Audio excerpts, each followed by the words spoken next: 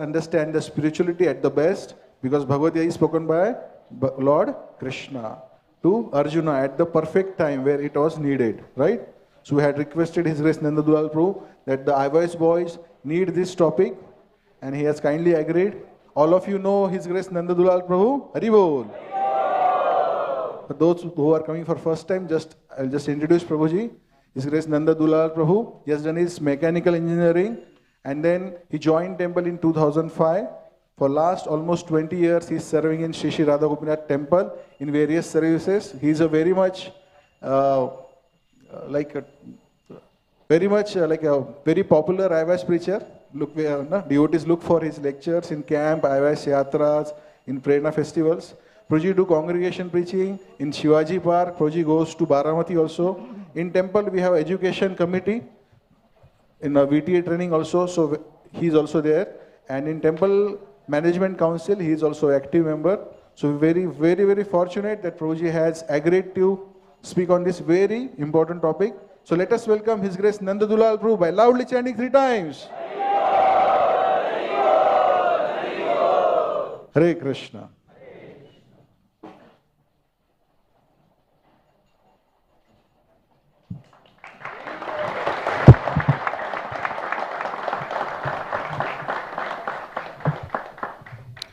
Hare Krishna, thank you all for coming. Jai Radha Madhava Kunja Bihari Gopi Jana Vallabha Girivaradhari.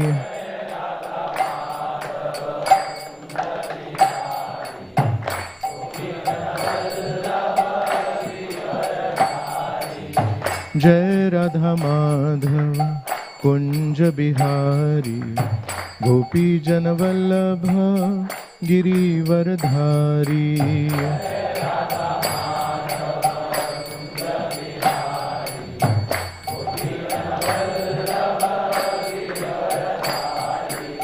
Yashoda Nandana Braja Jana Ranjana.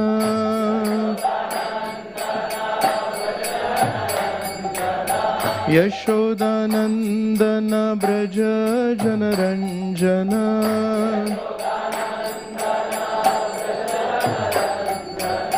Yamuna Tira Vanachari.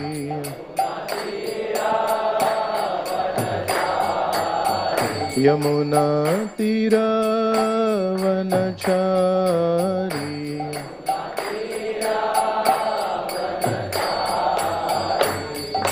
Jai Radha Madhava Kunja Bihari Gopi Jana Vallabha Girivaradhari.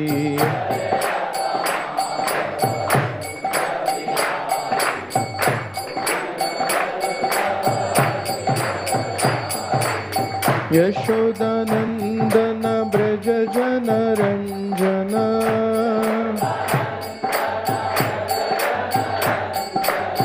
Yashoda Nandana Braja Jana Ranjana.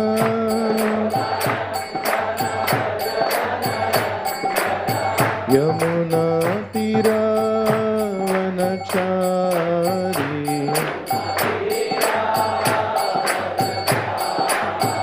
Yamuna Tira Vanachari.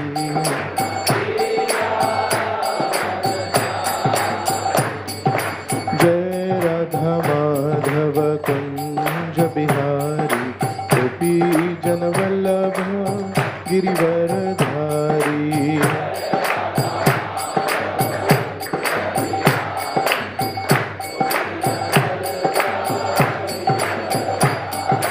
Jai Radha Madhava Kunja Bihari Gopi Jana Vallabha Girivaradhari.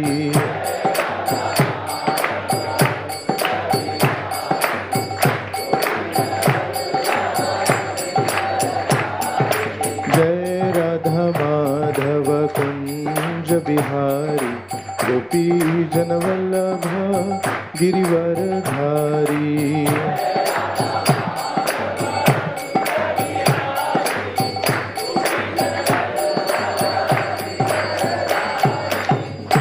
जय हरिनाम संकीर्तन की जय।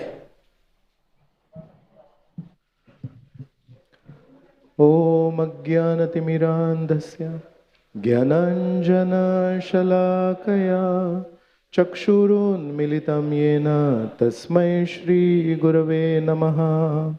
श्रीचैतन्यमनोभीष्टं स्थापितं येन भूतले स्वयं रूपः कदा मह्यं ददाति स्वपदान्तिकं।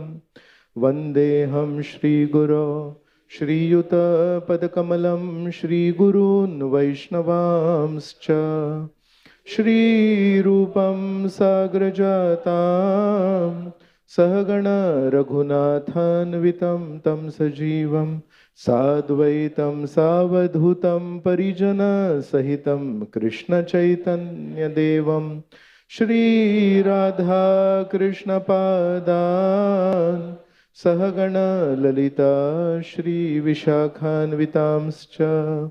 हे कृष्ण करुणा सिंधो दीनबंधो जगत्पते गोपेश गोपिकाकांत राधाकांत नमोस्तुते। तप्त कांचन गौरांगी राधे वृंदावनेश्वरी वृषभानुसुते देवी प्रणमामि हरिप्रिये। वाञ्छाकल्पतरुभ्यश्च कृपा सिन्धुभ्य एव च पतितानां पावनेभ्यो वैष्णवेभ्यो नमो नमः। नमो विष्णुपादाय कृष्णप्रेष्ठाय भूतले श्रीमते भक्तिवेदान्त स्वामिनिति नामिने। नमस्ते सारस्वते देवे गौरवाणी प्रचारिणे निर्विशेष शून्यवादी पाश्चात्य देशतारिणे। जय श्री कृष्ण चैतन्य प्रभु नित्यानंद श्री अद्वैत गदाधर श्रीवासदि गौर भक्त वृंद। हरे Krishna Krishna Krishna Hare Hare Hare Ram Ram Ram Hare Hare.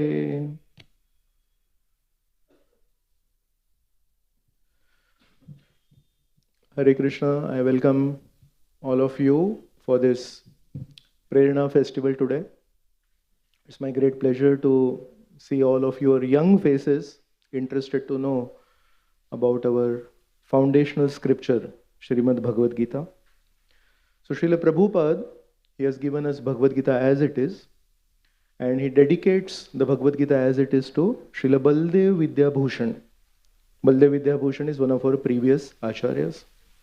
Baldev Vidyabhushan has given himself a commentary on the Gita which is called Gita Bhushan. And this Gita Bhushan tends to be on the philosophical side. He has taken a lot of philosophical lessons from it. The spiritual master of Srila Baldev Vidyabhushan is Srila Vishwanath Chakravarti Thakur. And Srila Vishwanath Chakravarti Thakur is called as Rasik Acharya. So his commentary on the Bhagavad Gita is lot on the devotional side. So the spiritual master is giving devotional commentary and the disciple is given a philosophical commentary. In that same line later comes Srila Bhakti Vinod Thakur. Srila Bhakti Vinod Thakur himself wrote two commentaries on the Bhagavad Gita. One he wrote Vidvad Ranjan. Vidvad Ranjan means it is for the intellectual people. And after writing Vidvad Ranjan, he wrote another commentary called Rasik Ranjan. So Rasik Ranjan is for, again, devotional side. And in the life of His Divine Grace, Srila Prabhupada, after writing Bhagavad Gita as it is, one time he was discussing with his disciples and he said, I think I want to write a commentary on the Bhagavad Gita. So sometimes disciples would not understand and disciples said, Prabhupada, you already wrote a commentary. And Prabhupada said, I know that. You don't have to tell me. But what I'm saying is, there are many perspectives on the Bhagavad Gita. So I already wrote a Bhagavad Gita. I want to write another perspective on the Bhagavad Gita. So similarly, what we are going to present today is not the complete Bhagavad Gita. There can be many other perspectives on the Bhagavad Gita. Seeing the Bhagavad Gita in different lights. Srila Suta Goswami in the Srimad Bhagavatam, before he starts speaking the Bhagavatam, he says, Tatteham pravakshami yathaditam yathamati. I'm going to speak now the Bhagavatam, but how am I going to speak? I heard it from Srila Shukdev Goswami. But yatha adhitam, as much as I have studied, and yathamati means as far as my realization or as far as my understanding goes. So similarly, we are also going to present Bhagavad Gita. It is not complete, it is not final, it is not the only understanding of Gita. I am sure many of my friends in the Brahmacharya ashram, many of my senior Grihastha devotees from our congregation can speak much better, but this is just my simple offering to Srila Prabhupada to glorify the Bhagavad Gita. One shloka that glorifies Valmiki Muni says, this Valmiki Muni, in Indian literature, he is called Adi Kavi. Ramayana is very poetic. Every shloka is very poetic. So he's called Adi Kavi. So he's saying this Adi Kavi, how much can he drink the milk from the Rama Kathamrita Sagara? So typically, a cat is attracted to milk. And so here it is mentioned, some little milk a cat will take, but there is a Kathamrita Sagar, there is a milk ocean of Ram Katha in the Ramayana. How much can Valmiki Muni he can drink? So all the acharyas are presenting their perspectives that we may not be able to do justice. And similarly, in that same mood, I am also mentioning to you, I may not be able to do justice. But Prahlad Maharaj says, although I am born in a demoniac family, I have a tongue and I have this mood to glorify Krishna. So similarly, although I am unqualified, but I am sitting in front of you and I am praying to all of you that with all your good wishes and by the blessings of Srila Prabhupada and my spiritual master, I may be able to glorify Krishna properly. There is one conversation in Delhi that took place. Srila Prabhupada was talking to a news reporter and Srila Prabhupada mentioned, Krishna is a living entity and we are also living entities, but he is the maintainer and we are the maintained. But we have forgotten that. So we are in a diseased condition. So the reporter said, so what is the solution then? So Prabhupada said, Bhagavad Gita. So the reporter said, oh, recitation of the Bhagavad Gita. Prabhupada said, no, understanding the Bhagavad Gita. So recitation of the Bhagavad Gita is very common in India. Sometimes they call it Parayan. But Prabhupada very clearly mentioned, it's not just by repeating the words of the Gita without understanding them will we be benefited or our disease will be cured. Actually, we will be cured when we understand the Bhagavad Gita. So with this intention, we are going ahead. Srila Bhaktivinoda Thakur mentions that 18 chapters of the Gita can be divided into 3 sections.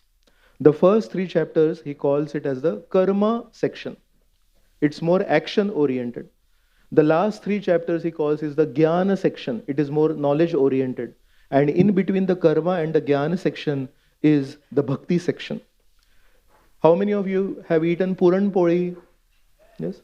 So above is the wheat part, lower is the wheat part, and in between is the sweet part. Yes. And some of us might have also eaten a sandwich. Above is bread, below is bread, and in between is the main patties and all the vegetables. So always the top part and the lower part may not be so attractive, but the middle part is attractive. And that's why the middle 6 chapters are considered to be the essence of the Gita. But we'll go ahead from the first chapter. So I'm starting my counter here because 108 minutes. So the first chapter of the Gita. Many times people come to Krishna or God when there is a crisis in their life.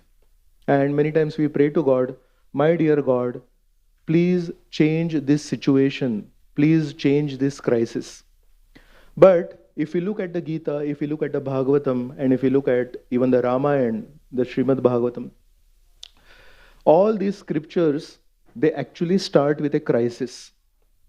The Bhagavatam first canto, if you see, starts with the crisis of the main author. Srila Vyasadeva is completely feeling dissatisfied and he's praying to his spiritual master, please enlighten me. After that comes the story of Ashwathama killing the 5 sleeping sons of Draupadi. Then comes Kunti Devi's prayers, and Kunti Devi's whole life is a crisis. Then comes Bhishma Dev's prayers. Bhishma Dev is lying on a bed of arrows. Then comes the cursing of Parikshit Maharaj. For what? He didn't do anything. He just did a small thing and he was cursed to die in 7 days and 7 nights. So the Bhagavatam starts with a crisis. Ramayana starts with a crisis that a Nishada, a hunter, kills a bird. And seeing that, Valmiki Muni utters a curse. And then Ramayana starts. It also starts with a crisis that Dashrath Maharaj is one of the most successful kings, but he does not have any son to go on, to continue the legacy. Similarly, we have come to the Bhagavad Gita today, and Bhagavad Gita also starts with a crisis. Arjun, one of the most successful people from the perspective of beauty, from the perspective of strength, from the perspective of intelligence, from the perspective of culture, from the perspective of family, he is the emblem of success. Anything that all of us feel is a quality of success, he is the perfection of that, but he is facing a crisis in the beginning of the Gita. So what do our scriptures want to tell us? Scriptures are telling us, we tell God, please change the situation, but actually God is telling us, I have sent the situation to you to change you. We have our own thought process and we think life should go in a particular way, but Krishna as a parent wants us to change, wants us to grow, and that's why he sends a crisis. So the first chapter of the Gita primarily has Arjun speaking. There are hardly a few words by Krishna. The Gita actually begins from 2.10 onwards. Krishna speaking. So from this perspective, many acharyas, they don't even comment on the first chapter. Shripad Shankaracharya is one of the most prominent acharyas in India. Shripad Shankaracharya's first commentary on the Gita is on 2.10. First chapter, he feels, what is there to speak? Dhritarashtra speaks something, Duryodhana is speaking something, Arjuna is just rambling his doubts, why I will not fight, I will not fight, I will not. So ये सब हम सुनने के लिए नहीं आए हैं. We are here for Krishna. But if you look at the Gaudiya Vaishnava line, Srila Baldev Vidyabhushan, Srila Vishwanath Chakravarti, Srila Prabhupada, they start from the first chapter, first shloka, which is actually spoken by Dhritarashtra. And if you see all the purports in the first chapter, the biggest purport is to the first shloka of the first chapter, which is Dharmakshetre Kurukshetre Samaveta Yutsavaha Mamakaha Pandava Sheva Kima Kurvata Sanjaya. What is there to talk about? Dhritarashtra is asking, what did my sons and the sons of Pandu do? Is it worth commenting? If you look at Prabhupada's commentary, Prabhupada is saying, it reveals the psychosis, the fear of Dhritarashtra. Oh, they have come to a Dharmakshetra. My sons are on the side of Adharma. The Pandavas are on the side of Dharma. Usually, the dharmic place will favor the dharmic people. So what happened? Please tell me. So there are three kinds of people in this world. Those in the mode of ignorance, those in the mode of passion, and those in the mode of goodness. So Dhritarashtra is a person who is representing the mode of ignorance. He was not just born blind, but he was also ethically and morally blind. He took many decisions which are not good. So he represents mode of ignorance. When a crisis hits a person who is in the mode of ignorance, he goes into paralysis. What did they do? What will happen? What happened there? Can you do something about it? He's sitting in Hastinapur. He's not there even in Kurukshetra. Hundreds of miles away, sitting in a palace, he's asking, what did they do? Actually, he does not want to do anything. He just wants to hear, and he's expressing his fear.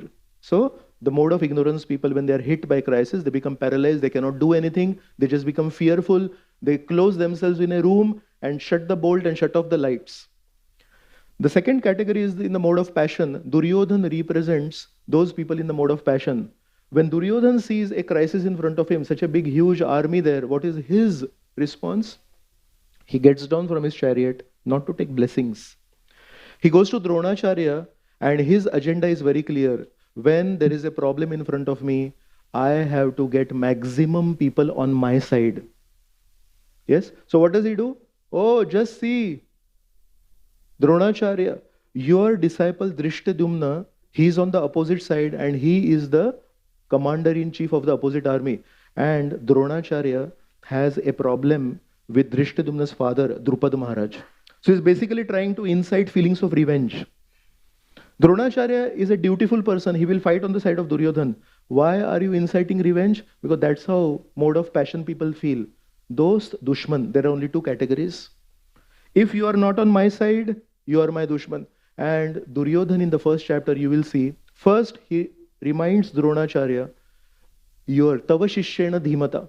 The shloka after that, he mentions the warriors on the other side, and one of the warriors he mentions is Drupad Maharaj. Why? Drupad is the enemy of Dronacharya. The third shloka he says that while mentioning the names, he mentions one name called Vikarna. Now in the whole Mahabharata, there is no bravery act attributed to Vikarna. Vikarna is one of the 100 Kauravas. He is the brother of Duryodhan. Why is Vikarna mentioned as a big warrior? Because Vikarna was the only Kaurav who objected to Duryodhan when Draupadi was attempted to be disrobed. Everyone was keeping quiet. Only Vikarna got up and said, this is wrong. So he knows this Vikarna on the battlefield of Kurukshetra also can go to the other side. So he's glorifying Vikarna as a Maharathi. Then he says, just look at my army. My army is Mad Ardhe Tyakta Jivita. All these army people, they have come to lay down their lives for me. Can you imagine the pride that he has and the revenge mentality that he has? And then he says, actually our army is aparyaptam, immeasurable army protected by Bhishma Dev. Why does he mention Bhishma not in the beginning and at the end? Actually Bhishma is the eldest person. He should have mentioned in the beginning. But he wanted to incite revenge feelings in Dronacharya. Bhishma is not somebody who can be incited by revenge. So Bhishma is not glorified. Then he realizes, Arey Bhishma to glorify kiya hi nahi. Then he says, our army is protected by Bhishma, so our army is immeasurable. Then he realizes, I glorified Dronacharya. I glorified Bhishma also. But it's all politicking. Then he realizes, what if somebody here feels, oh, so your shelter is Dronacharya and Bhishma, then we'll not fight. Then he says, now all of you are great warriors, all of you should protect Bhishma. Just now he said, our strength is immeasurable because we are led by Bhishma. And second shloka after that he says, all of you brave warriors should protect Bhishma. Basically he does not know what he is speaking. You know why? He's not speaking the truth. He's not speaking from his heart. He is an extremely manipulative mood and he is whipping up the passion in people. ज़्यादा से ज़्यादा लोगों को मेरे तरफ करना है ताकि दुश्मन के खिलाफ मैं कुछ कर पाऊं. The third category is people in the mode of goodness, and that is Arjun. What do people in the mode of goodness? They don't get paralyzed and they don't do party politics. Arjun starts giving reasons how this fight is not good in general for him and for the people. So 4 reasons he gives in the first chapter and 1 reason he gives in the second chapter beginning. The 4 reasons that he gives is, he says, emotional reason. He says, what is the use of killing people? Intellectual reason, he says, what will we do with a kingdom that is tainted with the blood of relatives? Scriptural reason, he says, oh, there will be sinful reactions. And social reason, he says, destruction of family traditions. Mental, intellectual, social, scriptural, very thoughtful presentation in depression.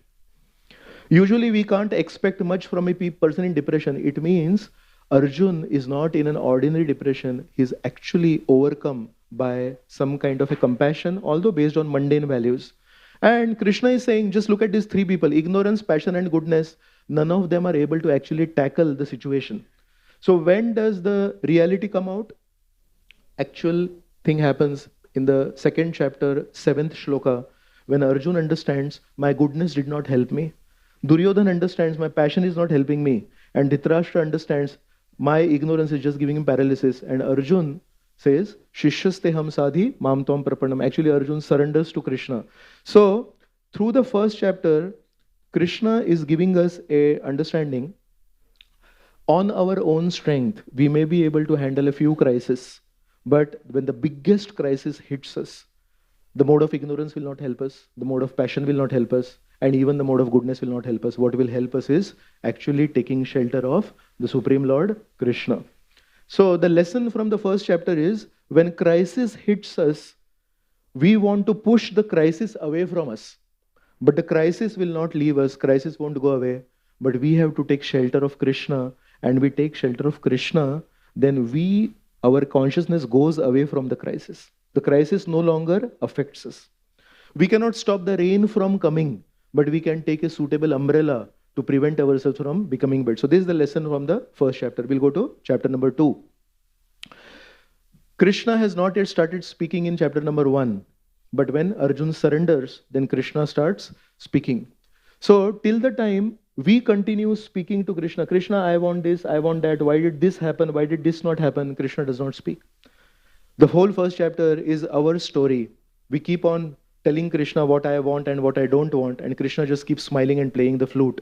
But when does Krishna start speaking? When Arjun says, actually, on my own, I'm not able to understand what is right and what is wrong. I take shelter of you.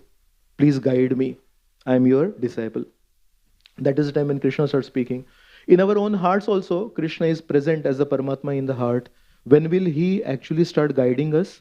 When instead of taking shelter of our mind, our intelligence and our bodily strength or our contacts, actually we take shelter of Krishna in the heart and surrender to Krishna and say, my dear Krishna, please become my Sarathi and please guide me. When Arjun is speaking all this and when he takes shelter, what are the first words of Krishna? Krishna says, you are speaking big words, but they are anarya. They don't befit a gentleman. They are aswargya. They will not take you to higher destinations. And they are akirtikaram. It means they will not even bring you good fame in this world. What are you speaking? All the good arguments that you gave to not fight the war, I don't think they are worthy. The next section is more about how to tolerate. As early, Krishna starts speaking 2.11 and 2.14, the fourth shloka that Krishna speaks, he talks about tolerance. So, difficulties will come into our lives, misunderstandings will come into our lives, and so many other kinds of troubles will come into our lives. But Krishna is saying, many of those will be unavoidable and many of those you'll have to tolerate. Sometimes, guests come to our homes, and guests, the typical word in Sanskrit is atithi. So tithi means date and atithi means it was not announced, date was not announced. So guests are those who come to our homes unannounced. And usually we are in the middle of something and suddenly guests come and you can't even say no to them, so you welcome them. And usually when guests come, then they take away all our energy and all our time. If some guests come, then we have to take care of them, we have to feed them properly, we have to make everything comfortable for them. Yes, is it not? Similarly, difficulties in our life are like guests. They are atithi. They don't come announced. You cannot avoid them. And when they come into our lives, they basically take away most of our consciousness and most of our energy. But what do you do with a guest who comes unannounced? You can't bang the door on the face of the guest. So you just, okay, baitho, thoda main dekhta hu, and after 10-15 minutes you can tell them, actually there was something else that I had planned to do today, so today I cannot take care. You sit here, but I'll go and do my work and come back. If he's a shameless person, he'll sit.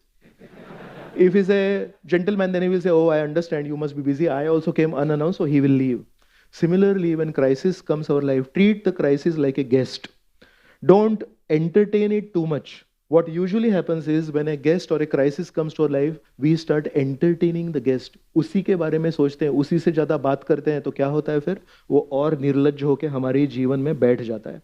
Yes? So this is the first thing that Krishna tells us, that we have to learn to tolerate. And 2.15, the next shloka, Krishna says, as soon as you learn to tolerate, you become eligible for liberation. So dharma, artha, kama, moksha, these are the typical 4 purusharthas that are there in the normal understanding of Vedic culture. The 4th purushartha, Krishna says, as early as 2.15, is available for those who just learn the art of tolerating things that they don't expect, but that are unavoidably happening in their lives. A very important lesson for all of us. Then a good amount of shlokas are based on the understanding that we are not the body, we are spirit, soul. So in the Bhagavatam, there is a very beautiful understanding. It is said, the air carries the clouds and the dust. But foolish people say, the sky has become cloudy and the air has become dusty. You mix red color in water, the water becomes reddish, right? So actually, the color mixes in the water. But air is always free from any impurity. So air is just carrying the dust particles. It is not getting affected. But then we, in our own vision, say like that. Similarly, the Bhagavatam mentions, although the body and the spirit are different, and it is the spirit that is carrying the body, but foolish people, they ascribe material identity to the spirit soul. So, lot of shlokas Krishna speaks, but in essence, we are not the body, we are spirit, soul.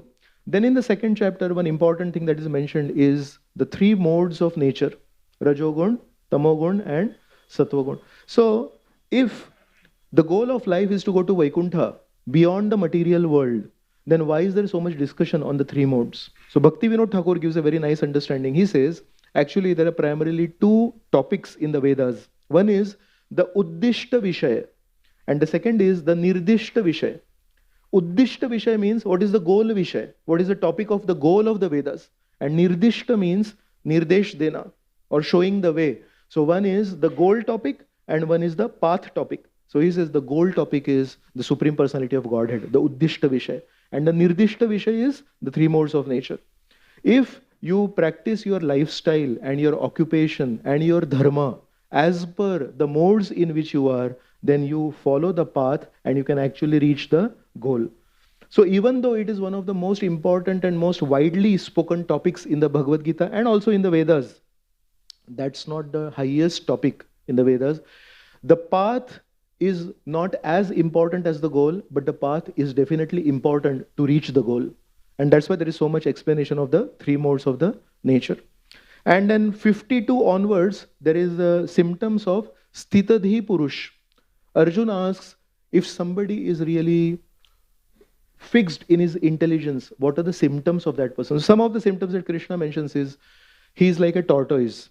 Tortoise, when he sees some danger, he withdraws his limbs. When he sees comfortable situation, then he releases his limbs. Similarly, in a dangerous situation, we should withdraw our senses. So if you are in a situation where sights are not good, the sound is not good for your consciousness, we should close our ears, we should close our eyes. And if the situation is that we are not allowed to speak what we should speak, then we should leave that place. Bhaktisiddhanta Saraswati was invited by the king of Manipur. And Bhaktisiddhanta Saraswati wanted to speak on the Srimad Bhagavatam. But the ministers there, they thought that the king will get influenced by Bhaktisiddhanta Saraswati and probably will start following him. So they somehow mentioned, oh, Bhaktisiddhanta Saraswati, he's sick, so he cannot speak today. So the king never invited him to speak. So 2 or 3 days he waited for a chance to speak on the Bhagavatam. He realized the ministers there are making a situation that he cannot speak. He left the kingdom. And the king realized, oh, the sadhu was here and he was sick, I was told, and why did he leave? Then he found out the real reason was because he was not allowed to speak the Srimad Bhagavatam. Bhaktisiddhanta Saraswati just left without taking any food also. So this is how we have to be careful with our senses. Krishna also mentions the mind is like an ocean and desires are like multiple rivers that keep flowing into the ocean. How many of you have seen an ocean? And an ocean that is calm is very attractive. What about an ocean that is agitated? It's very fearful. If the waves are tall, it becomes very fearful. Similarly, the mind, if it is calm, it's very attractive. And if the mind is very agitated, we can cause fearful situation to people around us. Another example that he gives is, what is night for the spiritualist is day for the materialist, and what is night for the materialist is day for the spiritualist. It's not this physical day and night, it is basically topics of interest. So sometimes a non-devotee is interested in reading some book, is interested in watching some video on YouTube, and somebody who wants to advance in spirituality is totally disinterested in that. It is basically night time for him. So these are some examples that Krishna gives. And at the end, Krishna mentions, actually, only that person can attain peace who can learn to tolerate the incoming flow of desires, incoming flow of thoughts. So on an average, there was a research, 60,000 thoughts come to the mind of an average man. And how many of them are actually worthy? As we are sitting here, you're thinking of something else. And then that thought leads to something else. And that thought leads to something else. Actually, so many of these thoughts that come to our mind every day are totally needless. And it will be very helpful if we can learn to tolerate what is going on. So there are so many things being spoken. The advertisements are huge billboards and throwing information on you. But if we can learn to tolerate it, then we can actually become calm and we can actually become attractive to people around us. We'll go to the 3rd chapter. So the 3rd chapter begins with the understanding that 2nd chapter told us we are spirit soul. So spirit soul, what is the nature of the spirit soul? The 3rd chapter begins by saying the nature of the spirit soul is activity. There is never a moment when the spirit soul is inactive. So Krishna has 3 kinds of Shaktis. This is mentioned in Sri Chaitanya Charitamrita. One is Sandhini Shakti, the second one is Samvit Shakti, and the third is Ladini Shakti. So Sandhini Shakti is that energy that supports the entire spiritual world and also the material. It is basically a supportive energy. Without the Sandhini Shakti, the spiritual world cannot exist. Without the Sandhini Shakti, the material world also cannot exist. The next is Samvit Shakti. Samvit Shakti is basically related to knowledge or consciousness. What use is an object that is just lying there here, but it does not move and it cannot do anything and it cannot be used for anything. It is just lying here. So Sandhini Shakti is just existential or supportive energy, but something that is just there and cannot be used, not really beneficial. So what is beneficial is if there is something, but it can be used, is it not? So that's why the Samvit Shakti is a little better, higher than the Sandhini Shakti. And if something that can be used or something that is active is better than just lying there, more better than that is if the activity that object can do, can give some pleasure to us. If something is very active, some person is very active, but he is not capable of giving us pleasure, then what is the use? So that's how the Samvit Shakti is higher than the Sandhini Shakti. And the Ladini Shakti is higher than the Samvit Shakti. So second chapter, in essence, talks who is the spirit soul, and also we can say it talks relatively in one way about the Sandhini Shakti. But to use the Sandhini Shakti properly, there has to be some activity. So that's why the third chapter is about Karma Yoga. And it is mentioned that what should be right activity, what should not be the right, what should be not be the wrong activity, how to lead our lives, what should be the mood of our activity, all that is mentioned in the third chapter, which is essentially titled Karma Yoga. So the second chapter was about who we are. The third chapter is how we should act in the capacity of who we are.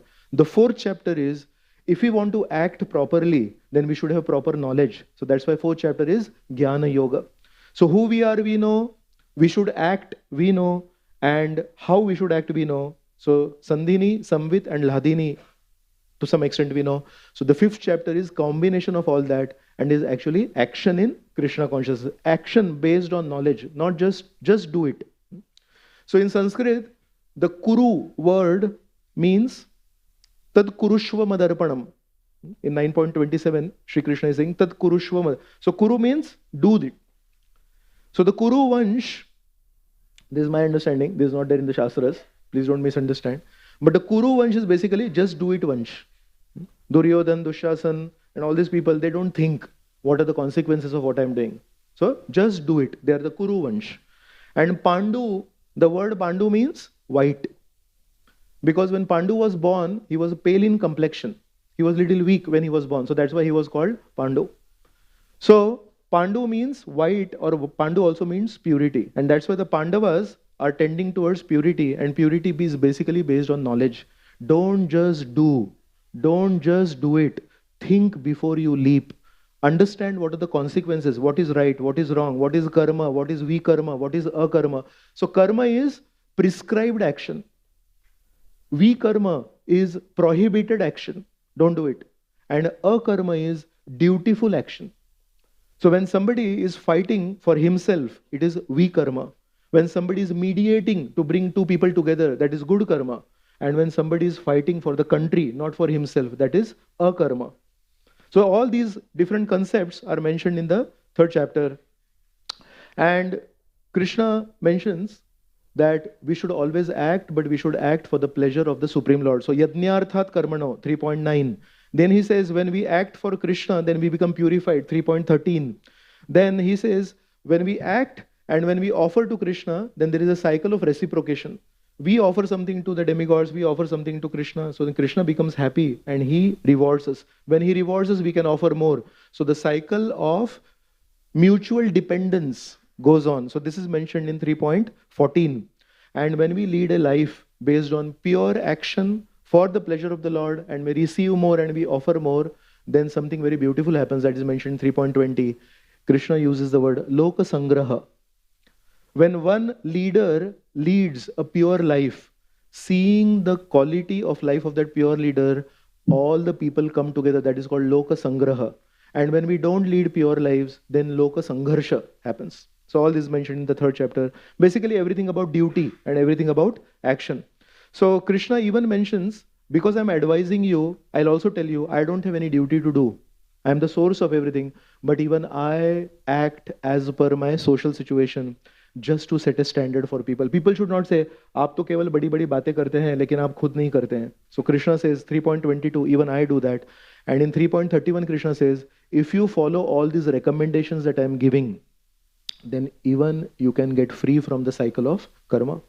Just accepting the recommendations of Krishna in the third chapter. 3.35 is a very important shloka. We'll touch it again in 18th chapter. But 3.35 is Krishna is saying, it is better to do your prescribed duty than to imitate somebody else's duty. And in third chapter, he uses the word Swadharme Nidhanam Shreya. Nidhan means death.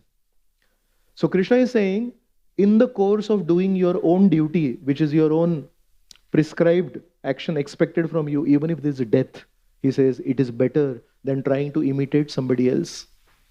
This we'll discuss again in 18th chapter. So the lesson from the third chapter is, Vaishnavas, they sometimes appear to give up something. But what do they give up? They give up bad to receive good. And then they give up good to receive better. And then they give up better to receive best. And then they also give up best to receive more best. And they also give up more best to receive best. There's always upgradation. When will you go to the second standard? When you are ready to give up first standard. But when you go to second standard after passing first standard, you can't stay there eternally. If you want to go to third standard, you'll have to give up second standard also. If you're done with graduation and you want to go higher, you'll have to give up graduation friends to go to post-graduation. After post-graduation, if you want to do super specialization, you will have to give up your friends in post-graduation. So Vaishnavism is not about giving up. Vaishnavism is about keeping your hands empty so that you can keep on receiving more and more grace. So this is the third chapter. Fourth chapter is about, we discussed about how to please Krishna. So if we don't know how to please Krishna, somebody has to tell us. So Krishna begins the fourth chapter by saying, I have started a parampara system by which knowledge is passed on from one guru to one disciple, then that disciple becomes a guru, then he passes on to his disciple, and in this way, evam parampara praptam, knowledge is received. What is that knowledge? That knowledge is not about eating, sleeping, mating and defending. That is not parampara knowledge. That comes just by the hormones. When you reach puberty, then automatically all knowledge descends. The parampara knowledge is more about how to escape from this material world. So all of us have fallen into a deep, dark, dry well, no water. And Krishna has thrown 4 ropes into this deep, dark well. These are the 4 sampradayas. And we have to catch to that rope, and we have to just catch to it, and Krishna can pull those ropes. Only thing we have to do is, don't find faults with the rope, or don't find faults with the hands that are pulling the rope. If these 2 things we do, then we can come out of that deep, dark well where we are there. Without knowledge, we could use a refrigerator as an almirah. We don't know. Without knowledge, we could use a shoe rack for storing books. Without knowledge, if somebody gives us a diamond, we can use it like a paperweight. If we know this is not a paperweight, this is a diamond, we'll use it properly. What is more costlier, a coin of 20 rupees or a note of 20 rupees? Some of you said coin. Yeah, it just, I said the note of 20 rupees and a coin of 20 rupees. Both of them are same, right? But that's how, when we start speaking, we just focus on, metal is heavier than a paper note. But I mentioned both were 20 rupees. So many times what happens is we evaluate things as per the externals and not as per the internals. Knowledge is very important. So the 4th chapter is based on knowledge, jnana, yoga. Krishna mentions sometimes the parampara, if it is not able to do something, then even I personally descend into this world. Why do I descend? I descend to deliver the pious and annihilate the miscreants. Can you imagine how much compassionate is Krishna that he is thinking about us when we have deserted him. It is we who gave up on Krishna, but Krishna is always thinking in the spiritual world, oh, my sons and daughters, they have left me, how to bring them back? And he's setting up the parampara system. He himself comes personally. One donkey one time fell into a well, and he was like an old donkey, not of much value. So the village people, they decided, anyway, he has fallen into the well, so let's do one thing. He was shouting, he was braying from there, oh, please save me, like that. So it was disturbing the villagers, and the villagers said, anyway, he's of no use, तो मरने दो इसको, लेकिन ये मर भी नहीं रहा है, ये इधर से चिल्ला रहा है. So they decided to bury him alive by throwing sand. So all the villagers came together, they started throwing sand. And first time when this happened with the donkey, he felt really bad because his whole life he had served the villagers. He may be a donkey, he may not be intelligent, but he was hardworking. So when the sand started falling on him, he became very sad. But something hit him, and he brushed off the sand. So all the sand fell on the side. So when the sand falls on the side, what happens? The height got raised. So he stood over the sand. Then again they saw, अरे ये तो मरा ही नहीं, इसके ऊपर तो गिर ही नहीं रही थी. They threw more sand. But he was very positive. He said, no, the purpose of life is not to die, moroseness. The purpose of life is to be happy and serve Krishna. So more and more sand they kept throwing on him to kill him. And more he became determined to rise out of that well. And very soon what happened? The sand kept rising. He kept going on top of the sand. He came to the top, he jumped off and went away. So similarly, all of us, we are in the deep dark well, and some of us could be like donkeys. I am not saying all of us, but at least I sometimes feel I am like a donkey, but I always remind myself of this story. Many people will try to throw sand on us. We have to always remember, life is not about the deep dark well. Real life exists outside the well. Real life exists with Radha Gopinath.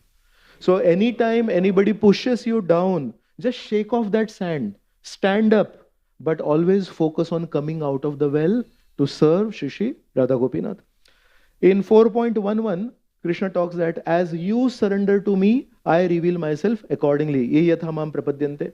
So before the war, Krishna had mentioned, I am available and my army is available. Now you both choose. So what happened? Duryodhan came early and Duryodhan sat on the side of Krishna. And where did Arjun sit? Arjun came later and he sat at the feet of Krishna. Because Arjun sat near the feet of Krishna, Krishna said, Ye yatha mam prapadyante. In the battlefield of Kurukshetra, Krishna sat near the feet of Arjun. He became the charioteer of Arjun. So that is Krishna.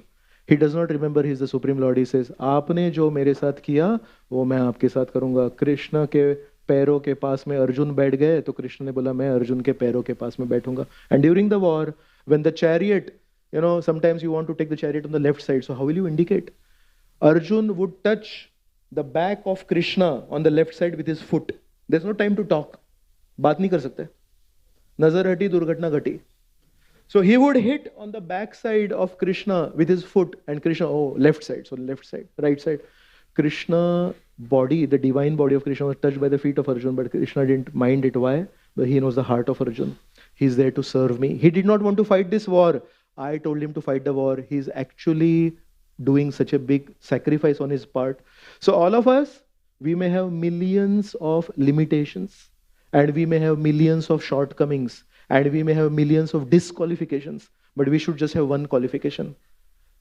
Whatever I am, whoever I am, I want to serve Krishna. Lord Ramchandra lost Mother Sita, and if you read Ramayana, he's practically going, in a external way crazy. He's saying, where is my wife? He's asking the trees, did you see Sita? He's asking the deer, did you see Sita? He's looking at the devatas of the directions and he's saying, did you see Sita? He's externally behaving like a crazy person. Who gave him the first help?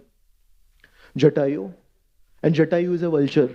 Vulture is the lowest of birds. He does not even hunt. He feeds on dead carcasses. So amongst the birds, the lowest bird is Jatayu, the vulture. The first personality who helped Lord Ram find Mother Sita is Jatayu. And who is the last person who gave confirmation? When the Vanaras reached South India, they reached the end. Now there is ocean. Abhi Sita to mili nahi. North, east and west, the search parties, they returned empty and they said, we don't know where is Sita. So now the hope was only from south side. and they have reached land. Now there is ocean. कहाँ है सीता? मिली नहीं, अभी क्या करना है? So they also started talking amongst themselves. Sita तो मिली नहीं, अभी वापस जाएंगे, क्या करेंगे? There's a big discussion that happens.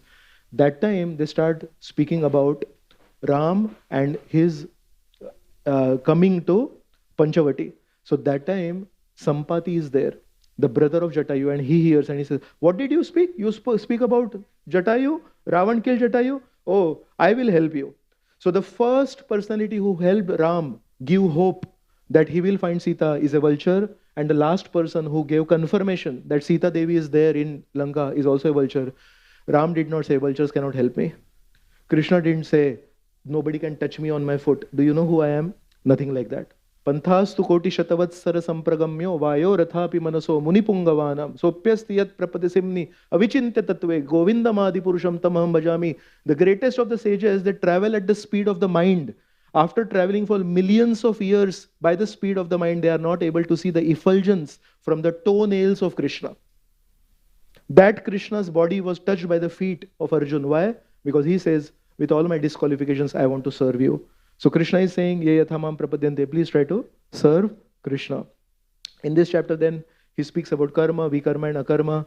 And then he says, anybody who's offering to Krishna, he could be offering his actions, he could be offering his thoughts, he could be offering his breath.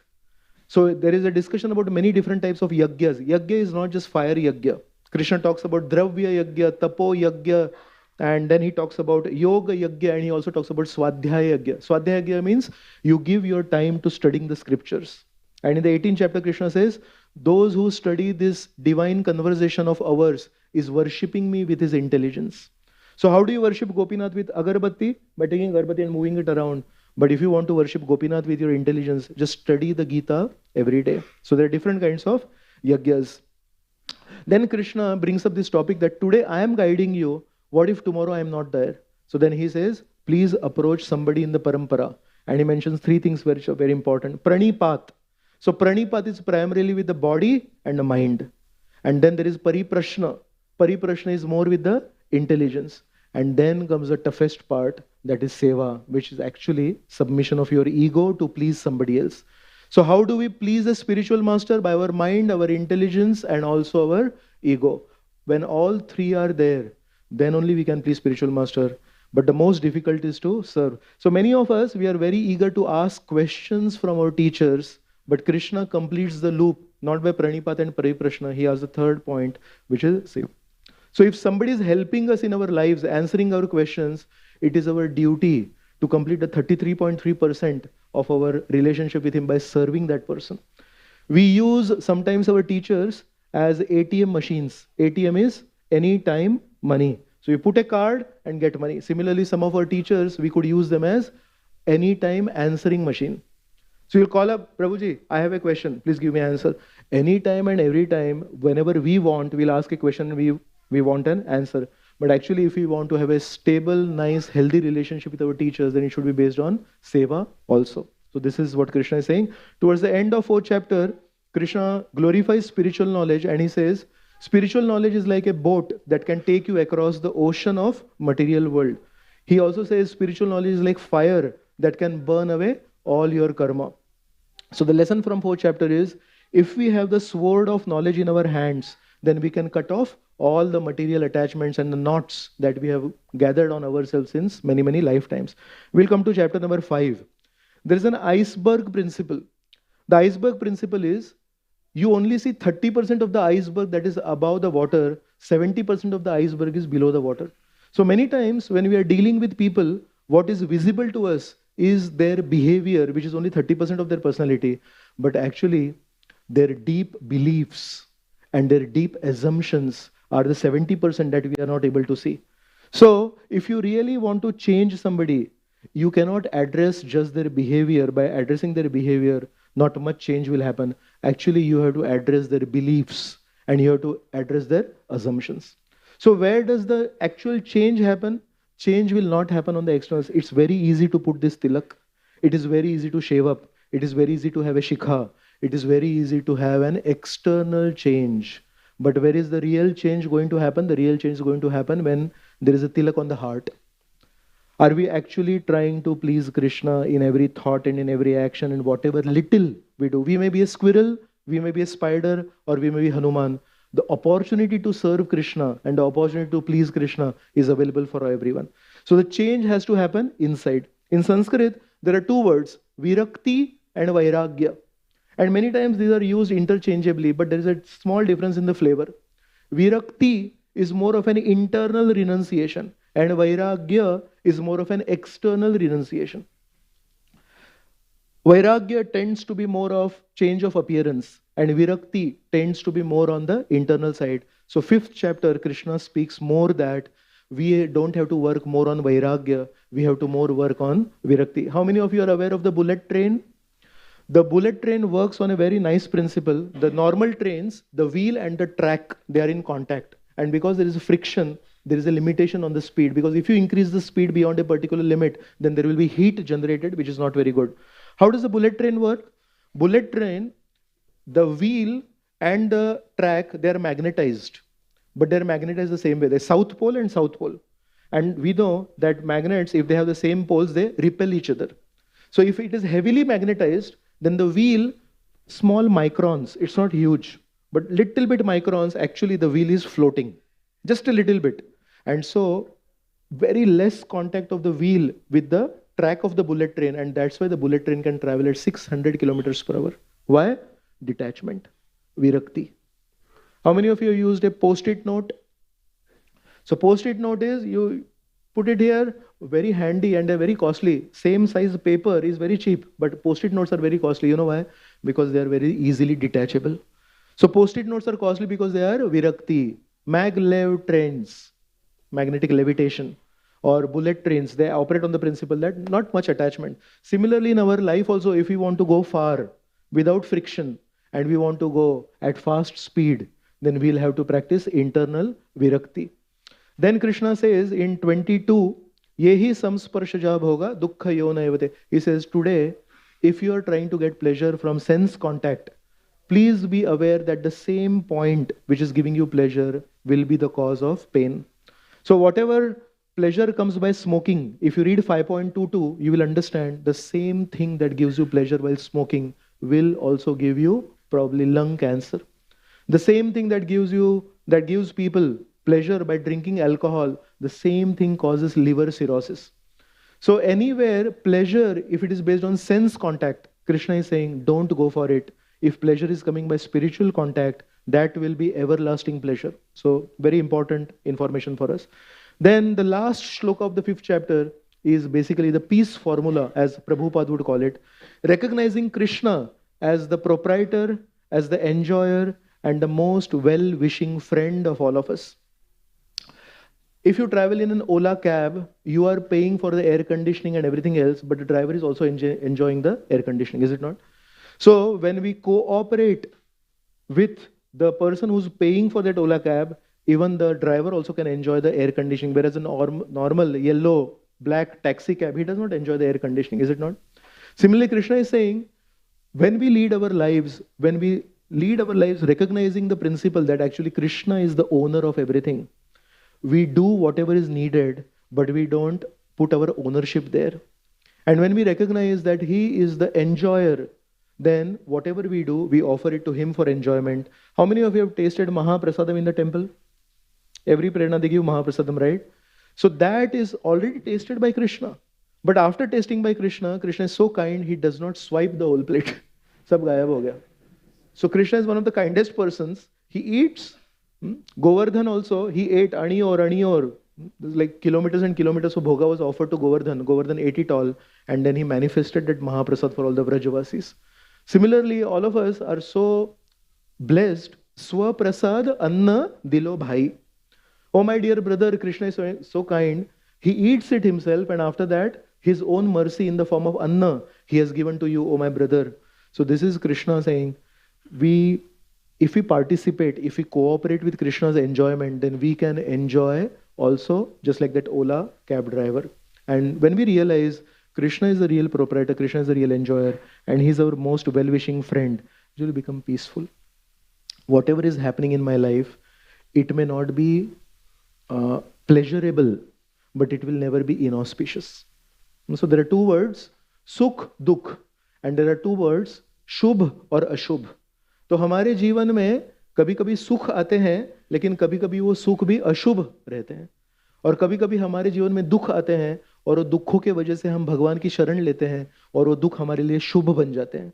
So Krishna does not assure his devotees of sukh, and Krishna also does not promise his devotees dukh, but Krishna promises his devotees shubh, and Krishna promises there will never be anything ashubh in our lives. So this is the 5th chapter. Chapter number 6. What is the maximum duration of a chess game? Is there some limitation on the duration of a chess game?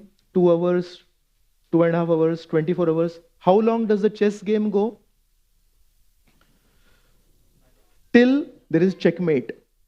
Similarly, all the game of material life will go on till you checkmate the king. Who is the king? The king is the mind. So the 6th chapter focuses on the mind. We talk about everything else, but all the decisions are more or less taken at the mental level. So now Krishna comes to the Dhyana Yoga chapter and tells us, material life game will go on till you checkmate the king of material life, that is the mind. And understanding this, all of us are aware, internet has its advantages and has its disadvantages. Internet can be used for a lot of research, but internet is also used for a lot of things that are not good for us. Somebody is very prosperous, somebody is very rich. He has a lot of opportunity to help others. He can do a lot of charity. He can give loans to others. But usually what happens is prosperity also leads to a lot of bad habits. And interestingly, the road to hell is very costly, whereas the road to Vaikuntha is actually free. But most young people in this world choose to travel on the costly road to hell rather than to dance and to chant and to eat prasad for free. Is it not? So, prosperity has its two sides. Internet has its two sides. Similarly, Krishna says in the beginning of the 6th chapter, the mind has two sides. The mind can be our worst enemy and mind can also be our best friend. So the entire process of Dhyana Yoga, the 6th chapter, is to transform the worst enemy into the best friend. Is it an easy task? Worst enemy into the best friend. Uddhared atmanatmanam na atmanam avasadayat. Krishna is saying, don't get into a relationship with the mind if it is your worst enemy. So Krishna mentions the long process from shloka number 10 to shloka number 32 about how to transform the mind from a worst enemy to a best friend. And when Arjun hears all that, then Arjun says, I think I cannot do it. It is impractical. Tasyaham nigraham manye vayo rivasu. You ask me to control the wind, but don't ask me to control the mind. And what does Krishna say? Till now, the 6.35, till now, whenever Arjun said something, Krishna refuted it. Krishna said, aisa thodi rehta hai. Listen, this is the way. For the first time in 6.35, Krishna agrees to Arjun and he says, Asamshayam mahabaho, manodurnikraham chalam. Abhyasena to kaunte, vairagyena chakurete. First time when Arjun says, controlling the mind is impossible for me. And who is Arjun? He is the one who has so much control on the mind. In his childhood days, he shot the eye of a wooden bird. Everyone else saw the tree. Everyone else saw the bird. Everyone else saw the branches. When Dronacharya asked Arjun, he said, I just see the eye. How did Arjun win his wife Draupadi? The bird, the fish, was going in a circle and there was flowing water down. He looked down and he shot the arrow up and pierced the eye of the fish that was moving. And this is the Arjun who went to the heavenly planets and Urvashi proposed to him. Usually when we read the scriptures, we hear that this man got attracted to this Apsara. This man got attracted to that Apsara. The whole stories are like that. This is the only story when Apsara got attracted to a man. So, Arjun is like this. So Arjun, when Urvashi approached him, he said, you had a relationship with one of my predecessors, Pururava, so you're like my mother. And that's how Urvashi got so wild at him. She said, you are saying no to me, I curse you, you'll become the third gender. So Arjun is that person who has so much mind control. His whole life is full of mind control. But when Krishna tells him, he says, don't ask me to control the mind, ask me to control the wind. And Krishna accepts it and Krishna says, yes, actually it is very difficult, but if you do repeated attempts, abhyasa, and you stay away from bad association, vairagya, you will be able to do it. Then Arjuna understands this, it's not easy. To do repeatedly is also not easy. To stay away from bad association is also not easy. So he said, what happens to a person who starts on this path but is not able to complete the path? Krishna tells him, such a person, his advancement is never lost. He is born in two kinds of families. If a yogi, if somebody on the path of spirituality falls down from the path after a short progress, then he is born in a rich family. He gets a facility to begin his spiritual life again. And if he falls down after Dirgha Kal, then he is born in a pure family, Shuchinam family, a Vaishnava family where he starts. So we are aware of one very, very rich family. They have a huge bungalow in Varkeshwar, Malabar Hill, the costliest part. And they appear to be like, big party goers.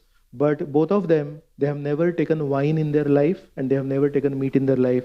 But if you look at their photographs, they're party goers and all that, one would feel that, they must have taken meat and they must have broken. But they are from a very cultured, rich family where the culture is very strong. At the same time, they have to maintain a lifestyle because they own so many factories and this and that.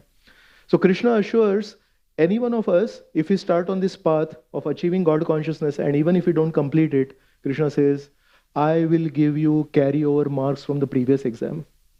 No university does that.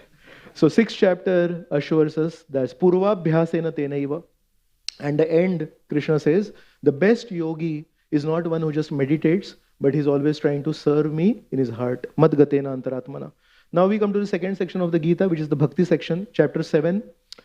One student was asked, where was the Declaration of Independence of India signed? And that student said at the bottom of the page. So is this a wrong answer? But is this the expected answer? So in English there are two words, right and wrong. And then there are another two words, appropriate and inappropriate. So the student, he gave the right answer, but he did not give the appropriate answer. So as per the understanding of the Acharyas, the highest shloka, the highest goal that is there in the Gita is 18.66. What is 18.66?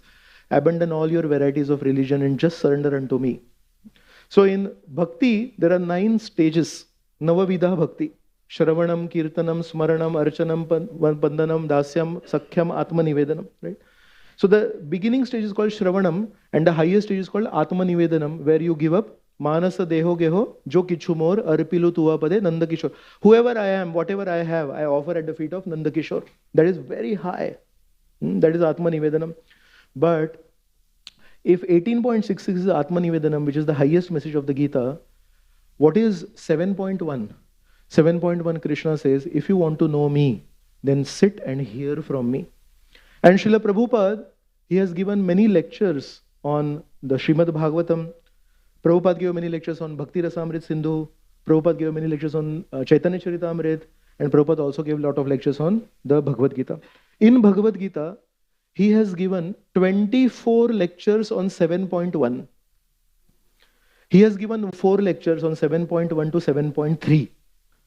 In essence, 7.1, although it does not look like one of the most important shlokas of the Gita, Prabhupada spoke on the Bhagavad Gita 7.1 for 29 times.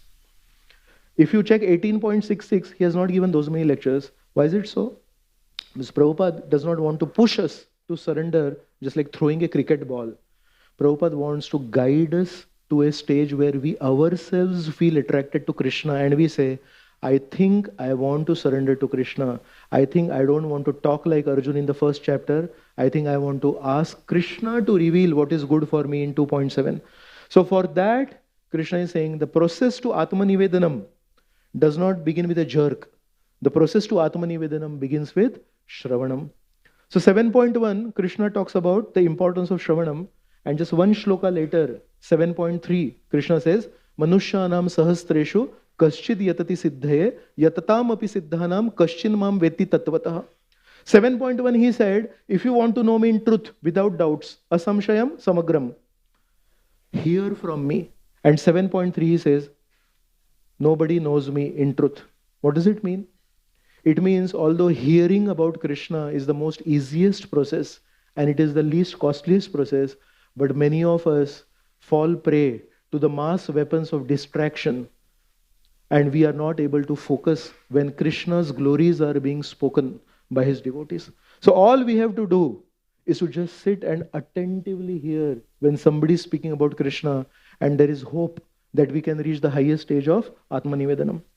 So two personalities in the scriptures were offered this facility of Atmanivedanam. One was Bali Maharaj. Bali Maharaj is sitting on the throne, and Vaman Dev comes and says, Bali, I want something from you. I want charity from you. Usually the whole world goes to the temples, walking by a car, whatever, and they say, Krishna, can I offer you a flower?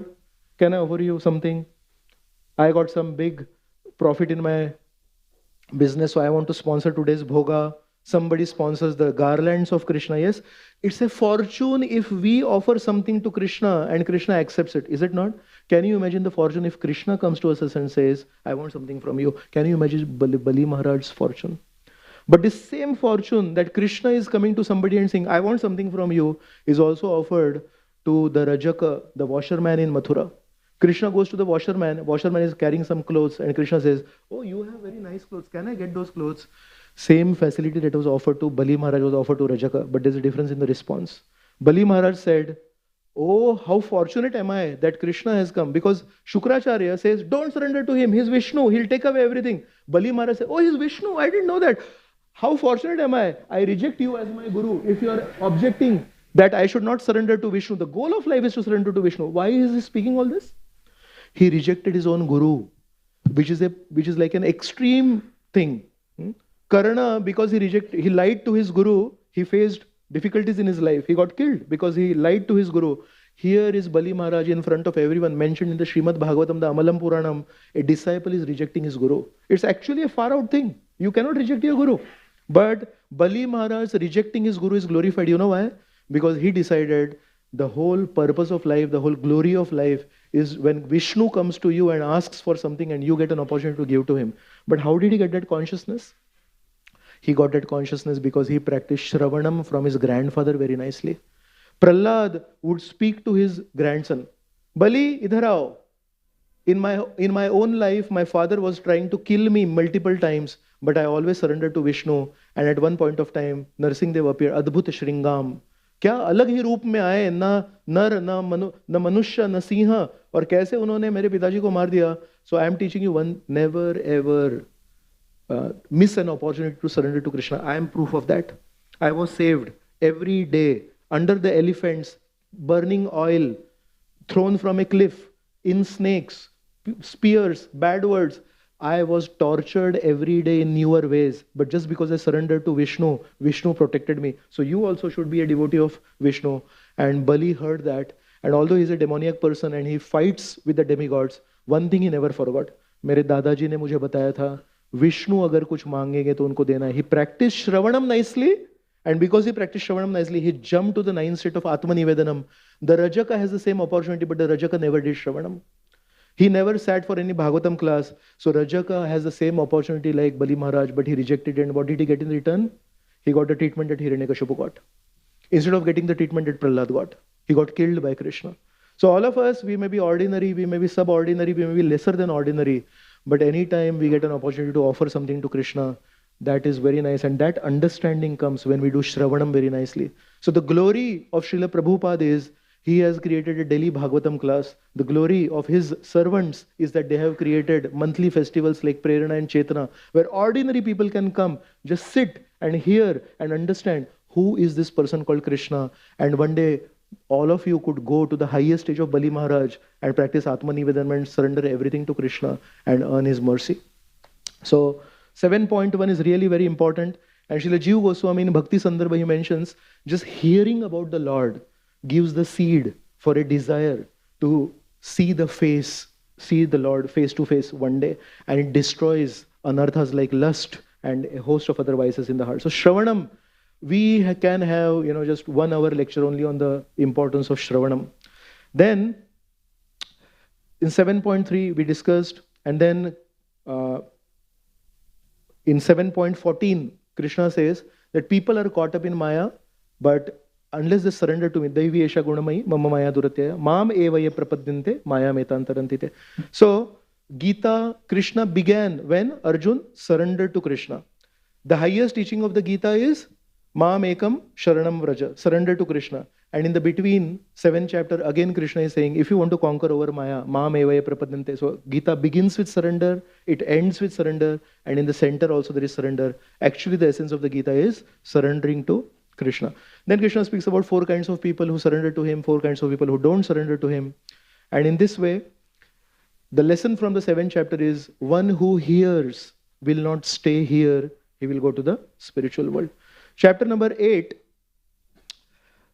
Prabhupada would usually, whenever he would speak about Krishna consciousness, he would speak about it in the term of the science of Krishna consciousness. He never called it the emotion of Krishna consciousness. So 8th chapter, Krishna starts by saying, Yam yam vapi smaran bhavam tyajati ante kalevaram tam tam evaiti kaunteya sada tad bhava bhavita. Krishna says, whoever you are, whatever consciousness, whatever thoughts you have at the time of changing the body, at the time of death, that is what you will attain. Krishna does not talk about, if you are in this family, you are sure to go back home back to Godhead. And if you are not in this family, you will never go back home back to Godhead. Many other religions in this world which are very popular focus on following a certain process or becoming a member of a certain sect. If you become a member of that sect, assured, heaven is assured. Your habits not counted, your thoughts not counted, your actions not counted, your behavior not counted. But Krishna is saying in the Gita 8th chapter, you have to practice leading a pure life your whole life, so that when you study nicely during the semester, then the examination is smooth. So life is like a preparation and death is like an examination. If you lead a pure life your whole life, your family may be whatever it is, your past background may be whatever it is, but if you see this as a science, you become expert in what you practice most. If you don't practice playing badminton, you cannot play badminton. If you practice playing cricket nicely, you'll become an expert in cricket. If you chant Hare Krishna throughout your whole life, you'll become expert in chanting Hare Krishna. At the last moment, you'll actually chant Hare Krishna. So after speaking that whatever you remember at the time of death, you will attain that, a thought can come to the cheating minds of Kali Yuga. क्या बोला प्रभु जी आपने? At the time of death, whatever you remember, that you will achieve. So now I got my answer. So my whole life I will waste. I'll do what I want to do. Trick क्या है? It's there, 8.6. 8.6 says, at the time of death, whatever you remember, that is. So abhi मैं क्या करूँगा? I'll do whatever I want. I'll enjoy, do sinful activities, and lead a carefree life. At the time of death, Hare Krishna, Krishna Krishna, Hare Hare, Hare Rama, Hare Rama. But after saying 8.6, 8.7 is very nice. He says, Tasmat Sarveshu Kaleshu. Krishna says, I'm telling you only at the time of death, but the next sloka he says, therefore, Tasmat Sarveshu Kaleshu Mam Anusmara Yudhyacha. Krishna says, therefore, my dear Arjun, practice your whole life so that at the end there is no confusion. At the end there is no stress. So all of us are requested by His Divine Grace Srila Prabhupada to chant Hare Krishna every day. It is in our interest. Prabhupada does not get anything by our chanting, neither our counselor, nor our preacher, nor anybody else. They are chanting their own rounds. But if we take our chanting seriously, we are assured at the time when we are in a difficulty, we will actually remember Krishna and we can actually escape the cycle of birth and death and go back home, back to Godhead. So this process, the key to Vaikuntha, has been distributed by His Divine Grace freely. Going back to Vaikuntha is not an easy thing, but Srila Prabhupada, wherever he went, he said, please chant Hare Krishna, please chant Hare Krishna, please chant Hare Krishna. We don't realize the value of chanting Hare Krishna. But Krishna here is presenting the science of Krishna consciousness. It does not matter who you are, what matters is what you do. One time Srila Prabhupada was speaking on the Gita, and one person got up and he said, oh, you Guru, you are speaking big, big things. Have you seen Krishna? And Prabhupada gave a very beautiful answer. Prabhupada said, it does not matter whether I have seen Krishna. What matters is, if you practice the process that I am giving, you will see Krishna. It's a science. Science means two things. One is that it's repeatable. If you do a particular experiment in America and that experiment cannot be done in India, it's not science. It is very subjective. So the same experiment, if it happens in America, Europe, Africa, Iceland, India, Pondicherry, wherever you do, and it is repeatable, the same results come. That is science, is it not? So Prabhupada is saying, Krishna consciousness is not a religion. Krishna consciousness is science. Why? Because it does not matter whether I have seen Krishna or I have not seen Krishna. I am giving you a process that is there in the Gita. And if you do that process seriously, you will see Krishna. So this is science, and that's why in the 8th chapter of the Gita, if you see, in almost every purport, the Hare Krishna Mahamantra is mentioned. Sometimes in some of the purports in 8th chapter, Akshara Brahma Yoga, it is mentioned. It is basically how to leave this world.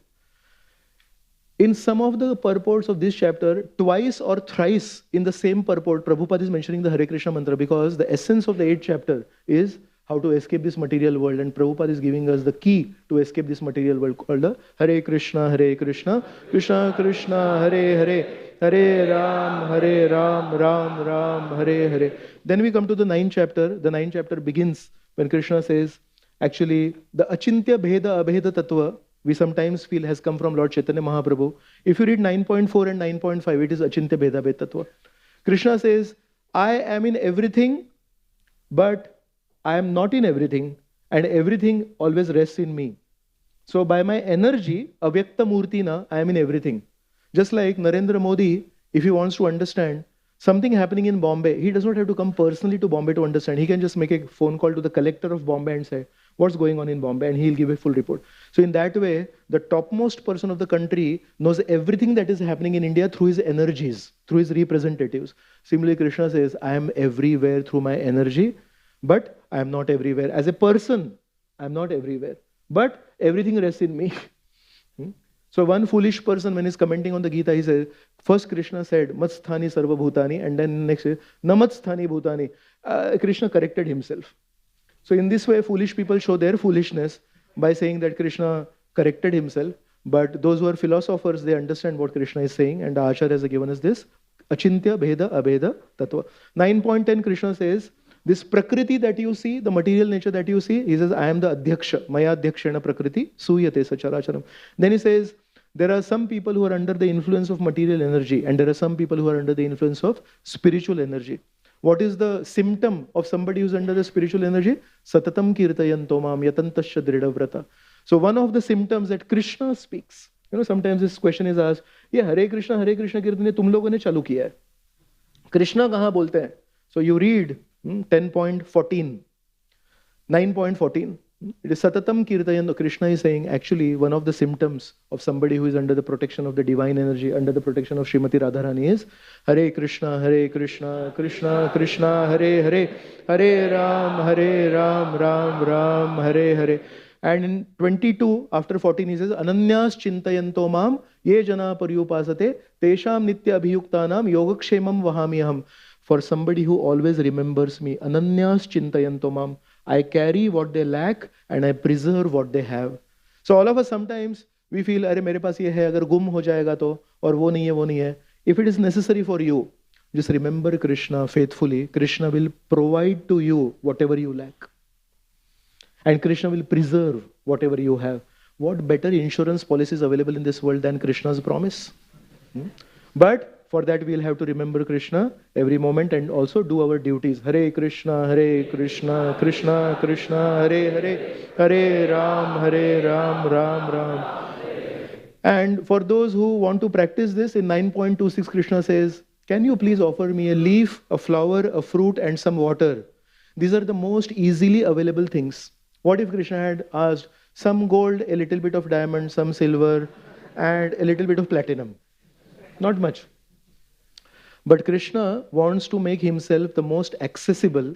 So he's saying, सबसे आसानी से चीज क्या मिलती है? पानी, फूल, तुलसी का पत्ता और एक फल. It could be a banana. He does not ask for a kiwi. He's saying, simply available fruit, simply available leaf, simply available water, simply available flower. Can you offer to me? Can you offer? Krishna is saying, how much more easier do I have to make it for you? So all we have to do is collect the things that are very easily available, add a little bit of bhakti and say, my dear Krishna, you're so kind, please accept this. But if we understand, Prabhuji, bhakti to hai nahi na. Bhakti nahi hai, isliye hum ye sab process kar rahe hain. Then it will be helping to us to offer to Krishna bhoga with the help of Guru Shishya Parampara. We should not offer bhoga to Krishna directly. Why? Because bhaktya, We don't have. We have Patram Pushpam Phalam Toyam, but we don't have bhakti. It is very important to keep the photograph of the spiritual master and Srila Prabhupada and Sri Chaitanya Mahaprabhu Panchatattva. And we just honestly say, Patram Pushpam Phalam Toyam, I will provide, but bhakti you provide. And then the plate goes in front of Krishna, then Radharani says, this has been given by our devotee. So when Radharani says something, he accepts it. So it is always important to remember, bhaktya is very important. Salt is very important for us. But for Krishna, bhakti is very important. That comes from our connection to the Guru Shishya Parampara. Sometimes people ask, where is deity worship mentioned in the Gita? Gita में मूर्ति पूजा कहाँ है? ये मूर्ति पूजा अभी नया निकली है करके. So you can mention to them. 9.26 is offer to the deity. And also 9.34, the last shloka of this chapter, he says, Madhyaji. Madhyaji means worship me. So deity worship is also mentioned in the Gita in 9.26 and 9.34. 9.34, he says, Man mana bhava mad bhakto madhyaji mam namaskuro. Always remember me. Always offer obeisances to me. Worship me. We'll deal with 3.35. If some of you have noted it, I mentioned 3.35 and 9.34. They're repeated in 18th chapter. We'll deal again there. So, 9th chapter, the lesson is, there's a lot of clarity in 9th chapter on who is Krishna and who is dear to Krishna and how to become dear to Krishna if you are not actually already dear to Krishna. So 18 chapters, the middle chapter is the 9th chapter. And in the middle of the 9th and the 10th chapter is the last verse of the 9th chapter. So again, in the center of the Gita, 9.34 is, always remember me, always offer your obeisances to me, always offer your namaskars to me. So again, Krishna is pulling us to himself.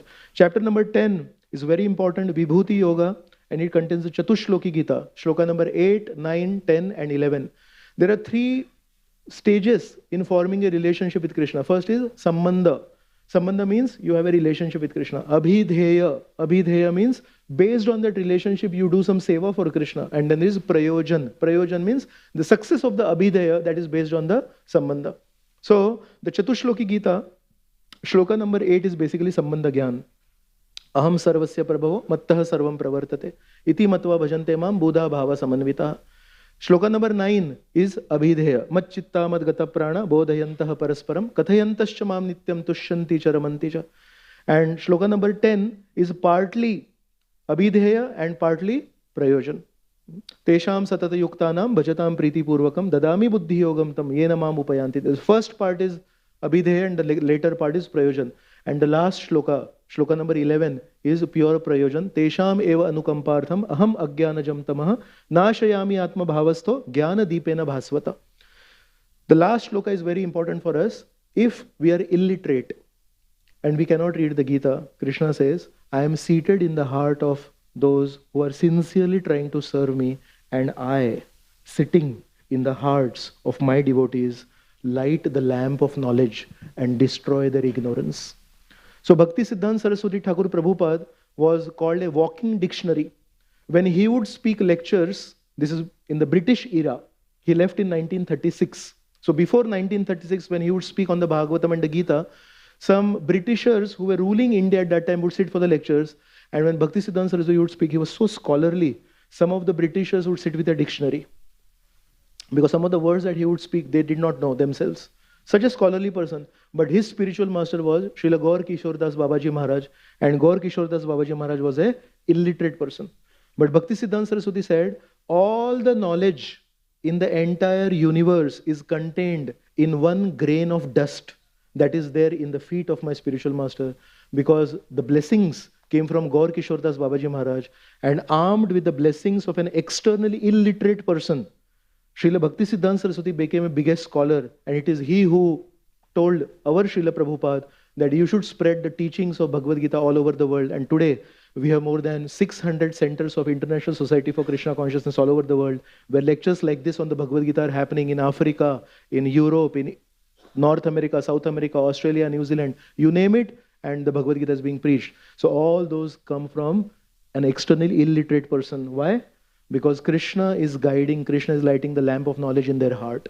So material disqualifications do not count in Krishna consciousness. And then Krishna says, there is no end to my vibhuti. And Krishna says, anytime you see something great, anytime you see somebody who is specially empowered, maybe somebody exceptionally beautiful, may not be a devotee. Maybe somebody who's exceptionally intelligent may not be a devotee. Maybe somebody who's an exceptional diplomat may not be a devotee. Krishna says, always remember that spark, that extra special quality that is there is actually coming from me.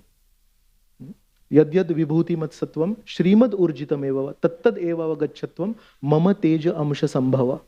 Nobody can become exceptionally beautiful without having some mercy from Krishna. Nobody can become exceptionally intelligent without some mercy from Krishna. So all the things glorious that you see in this world, it is our duty from the 10th chapter to understand that it can only come by the blessings of Krishna. So any one of you want to be exceptional in your lives, will try hard, will work hard, but not without the blessings of the Supreme Lord. We'll go to chapter number 11. Arjun requests that I would like to see the universal form. And Krishna says, yes, if you want to see the universal form, I'll give you the divine eyes to see it. So there are many people in this world who sometimes say that I am God. And Prabhupada writes, if anybody claims that he is God, then you can go and request him, my dear Prabhu, if you are God, can you show me the universal form? And then the good chance is that that person will say, I can show you the universal form, but you don't have eyes. Aap pure nahi hai. So Prabhupada writes, to clear up that situation also, Arjun also said, I don't have eyes. So Krishna said, Divyam dadami chakshute. I'll give you the divine eyes by which you can see me. So if God wants to empower Arjun, he gave him the eyes to see his universal form. Similarly, any person who claims he is God, you can ask him, can you show universal form? And then you can say, see, I am unqualified. So you give me divine eyes, then I can see. So this is one test to test somebody if they are actually God or not. And this one test can defeat everyone. There is only one personality who has shown his universal form, and that is Sri Krishna. So after that universal form appears, there is a lot of description there. Na adi, na anta, na madhya. There is no end, there is no beginning. And he says, there's a massive, I can see the whole universe in this universal form. So it's a very scary form. And Arjun describes that there are sages and devatas who are offering prayers to the universal form. At the same time, the universal form has his teeth, and the Sena in Kurukshetra is rushing like moths rush into the fire. And some of the warriors are getting stuck between the teeth. And there is blood in the teeth of the universal form. So basically, there is a lot of destruction also happening. And Krishna does say, Kalosmi lokakshaya krita pravruddho. I have come here as a time because I want to set things right. When I come here, paritranaya sadhunam vinashaya cha dushkitam. So Krishna tells to Arjun, other than you 5 Pandavas, everyone who has come in the battlefield of Kurukshetra is going to die. And then he says, the result is already declared. He says, Mayyaive nihita purvameva. I have already killed everyone. The result is already there. ऐसा ऐसा होने वाला है करके. But he says, nimitta matra bhava savyasachi. So throughout the Gita, Krishna, whenever he refers to Arjun, he uses very specific names. 2.14 was about tolerance. So he says, matra sparshastu Kaunteya. Why he does use the word Kaunteya there? Why not Arjun? Why not Mahabaho? Because he's saying, my dear Arjun, learn to tolerate. Your mother Kunti, she has tolerated her whole life. So many things went against her. She is the emblem of tolerance. You also learn to tolerate. So when he wants to tell Arjun to tolerate, he uses that name of Arjun, Kaunteya. Similarly, here he wants to use the word Savyasachi. What is Savyasachi? Savyasachi means somebody who can use both his hands equally. The technical term is ambidextrous. So I can write with my right hand, and when my right hand becomes tired, I can write with my left hand. That is called ambidextrous. So Arjun was Savyasachi. Arjun was ambidextrous. But in the whole Gita, Krishna never uses the word Savyasachi anywhere else. Why only this place? In that shloka, Krishna is saying the results are already declared. All of these people who are against you are going to die. You are not going to die. This is the result. What is usually the response that a person can have when the result is declared that your opponent will die and you will live? आप जीत जाएंगे, वो हार जाएंगे. ये हम सुनेंगे. What will be your usual response? Thank you.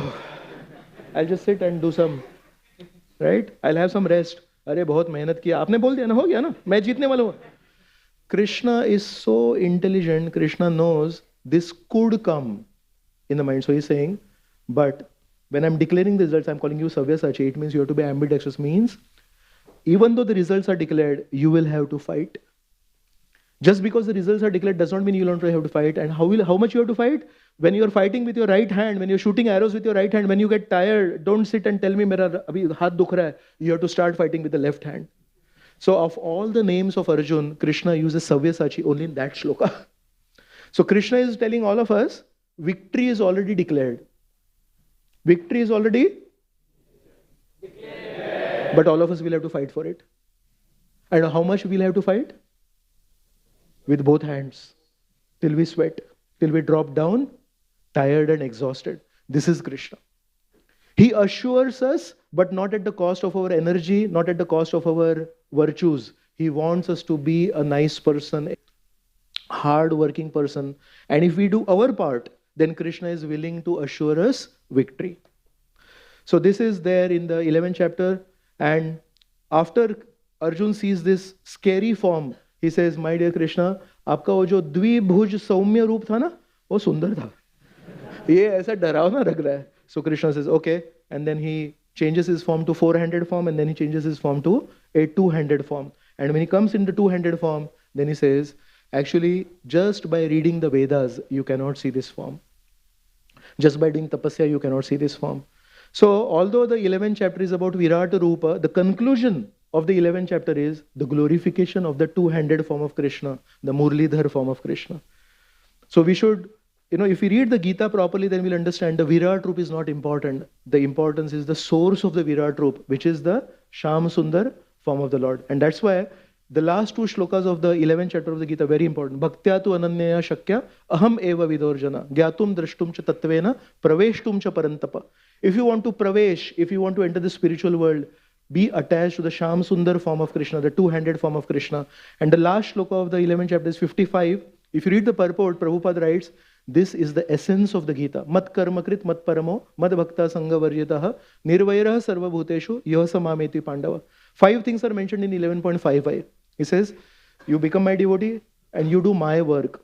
Till now, Krishna was saying, you do your work and you offer the results to Krishna. But mat karmakrit is not to do our work and offer the results to Krishna. Mat karmakrit is do my work. It means you work as per Krishna's desire. So that is bhakti. So mat karmakrit, mat paramo, considering myself the supreme. Mat bhakta, you become my devotee. And nirvaira sarva bhuteshu, be non-envious towards everyone. If you do this, yahasa mamiti pandava, you can achieve Krishna. So 11.55 is very important. Then chapter number 12. So chapter number 12 starts with clear understanding of, does Krishna want us to worship him in his nirakar, nirguna form, or sakar, saguna form? So Krishna very clearly mentions, klesho adhiktarastesham avyakta asakta chetasam. Those who are attached to the avyakta, the nirguna, the nirakar form, they basically face a lot of obstacles in their life. And those who are attached to the Sham Sundar form, they have a very smooth spiritual life.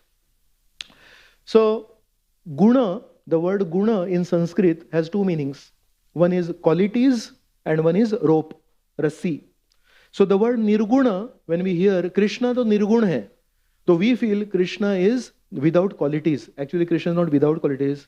Krishna is without ropes or without any bandhan. So all of us are born in either sattva, rajo, tamo, combination of them. So we are bound up by the 3 gunas. But Krishna, when he comes, sambhavami atma maya. Krishna descends, avatar, means avataran karte hain. Unko unke karma khichte nahi hai. So because Krishna is not bound up by the 3 gunas, he is nirguna. But unfortunately, people have propagated the understanding, अरे निर्गुण है ना, देखो लिखा है इधर निर्गुण है. तो निर्गुण मतलब बिना qualities के है. Krishna has actually the highest, the most refined qualities. And of all the qualities that Krishna has, the Bhakti Rasamrita Sindhu mentions the most important quality he has is the compassion, Bhakta Vatsalya. So Krishna is actually the embodiment of all the refined qualities. But those who are not knowledgeable, they say nirgun hai, matlab he is without qualities. 12th chapter, in the beginning, Krishna very clearly mentions, I have qualities and please do not be attached to the nirgun, nirakar form. So there are 3 tattvas. The Supreme Lord, the Jivatma and matter that is there. And there are three confusions. First is that there is confusion whether matter and spirit are the one, and the Jivatma is matter or the Jivatma is spirit. So this confusion was cleared in the second chapter. The second confusion is that spirit and God, are they different? The Jivatma is only Paramatma, the Paramatma is only Jivatma, or Jivatma and Paramatma are separate. This confusion was cleared in the 7th chapter, where Krishna very clearly mentioned, who am I? And 4 kinds of people surrender to me. So if the Jivatma and Paramatma is the same, then how can Jivatma surrender to Paramatma? So that's why that confusion was cleared in the 7th chapter. And the third confusion is God and matter. So first one was Jiva and matter. The second one was Jiva and God. And the third one was God and matter. So sometimes they feel when Krishna comes into this world, it is that he also has a Maya form. His form is also temporary, made up of Bhumi, Rapo, Analo, Vayu. No. When the Supreme Lord comes, his roop is Sat, Chit and Anand. It is spiritual form. It's not a material form. And that's why this confusion is cleared in the 12th chapter. And then from shloka number 8 to shloka number 12, Krishna speaks about his broad-minded nature. Krishna says, the highest thing is to always remember me with your mind and always use intelligence in my service. But then if we say, Mayyaiva mana adhatsva, not possible. Mayi buddhi niveshaya, no, not possible. Then Krishna says, okay, no problem. At least do it in a regulated way. Do it in a regulated way. If you cannot remember me 24 hours, can you remember me 2 hours when chanting Hare Krishna, Krishna Krishna, Hare Hare, Hare Ram, Ram Ram, Hare. Some of us will say, Prabhuji, very difficult. So Krishna says, okay, no problem. I'll give you something simpler. If you can't even chant Hare Krishna in a regulated way, do some seva for me. Come to the temple and do some seva, or do some seva for your preacher. Do some seva for me. Then somebody says, Prabhuji, I don't even feel like serving my preacher also. Because I am my own preacher. So, if you can't do that, then at least give up the results of whatever you are doing for Krishna. So, have some detachment. Then you say, Prabhuji, aisa to hota nahi hai na. Hum jo kar rahe ho, hamare liye to kar rahe. So then he says, okay, even if you can't do this, at least do for a good cause. Maybe some orphanage, maybe some social service. But he says, learn the art of doing. Shramadan. Some dan you give for somebody other than you. The beneficiary is not only you. The whole world is telling, मैं मेरे लिए काम करूँगा, किसी और के लिए नहीं करूँगा. And Krishna from 12.8 to 12.12 is telling, have some spirit of detachment. So from the lowest stage, you can slowly rise to the higher, and one day you can come to Mayyaiva Ananyas Chintayantoma. Then from shloka number 13 to shloka number 20 are the qualities of a Vaishnava. And what is the first quality of a Vaishnava? Adveshta sarva bhutanam maitraha karuna evacha nirmamo nirahankara sama dukkha sukha kshami. The first quality Krishna mentions is Adveshta sarva Vaishnavanam. No? It's not Adveshta sarva Vaishnavanam. Does he say Adveshta sarva Manushyanam? No. He says Adveshta sarva Praninam? No. He says Adveshta sarva Bhutanam. We have to be non-envious not only of Vaishnavas. At least we should begin from there. It's very difficult for us to even be non-envious about Vaishnavas. And Krishna is setting a high standard. Adveshta sarva Bhutanam. So first we should become non-envious of Vaishnavas. Then we should become non-envious of human beings. Then we should become non-envious of animals. Stop meat eating. When you are doing meat eating, you are envious of that animal, right? You are killing that animal for the taste buds. So Krishna says, non-envy towards every living entity, the trees included. This is the first quality of a devotee. So it's a high benchmark, and anytime any one of you feel, Prabhuji, main abhi Vaishnava ban gaya, you can check this section, 12.13 to 12.20, and get your own certificate, how much you have advanced. So then we come to the third section, which is called the Jnana section. This is chapter number 13. Bhagavad Gita is sometimes counted as Smriti because it comes in the Mahabharata. But actually, if you read the Bhagavad Gita on the front page, it is written Gitopanishad. It is one of the Upanishads. So the 13th chapter, if you see, it has this Upanishadic language. The shlokas in the 13th chapter have a lot of Upanishadic flavor.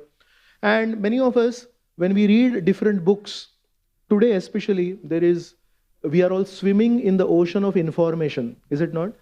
But from Sri Krishna in the 13th chapter, 13.8 to 13.12, Krishna mentions that information is not for knowing, Knowledge is not for knowing, knowledge is not for information, knowledge is for transformation.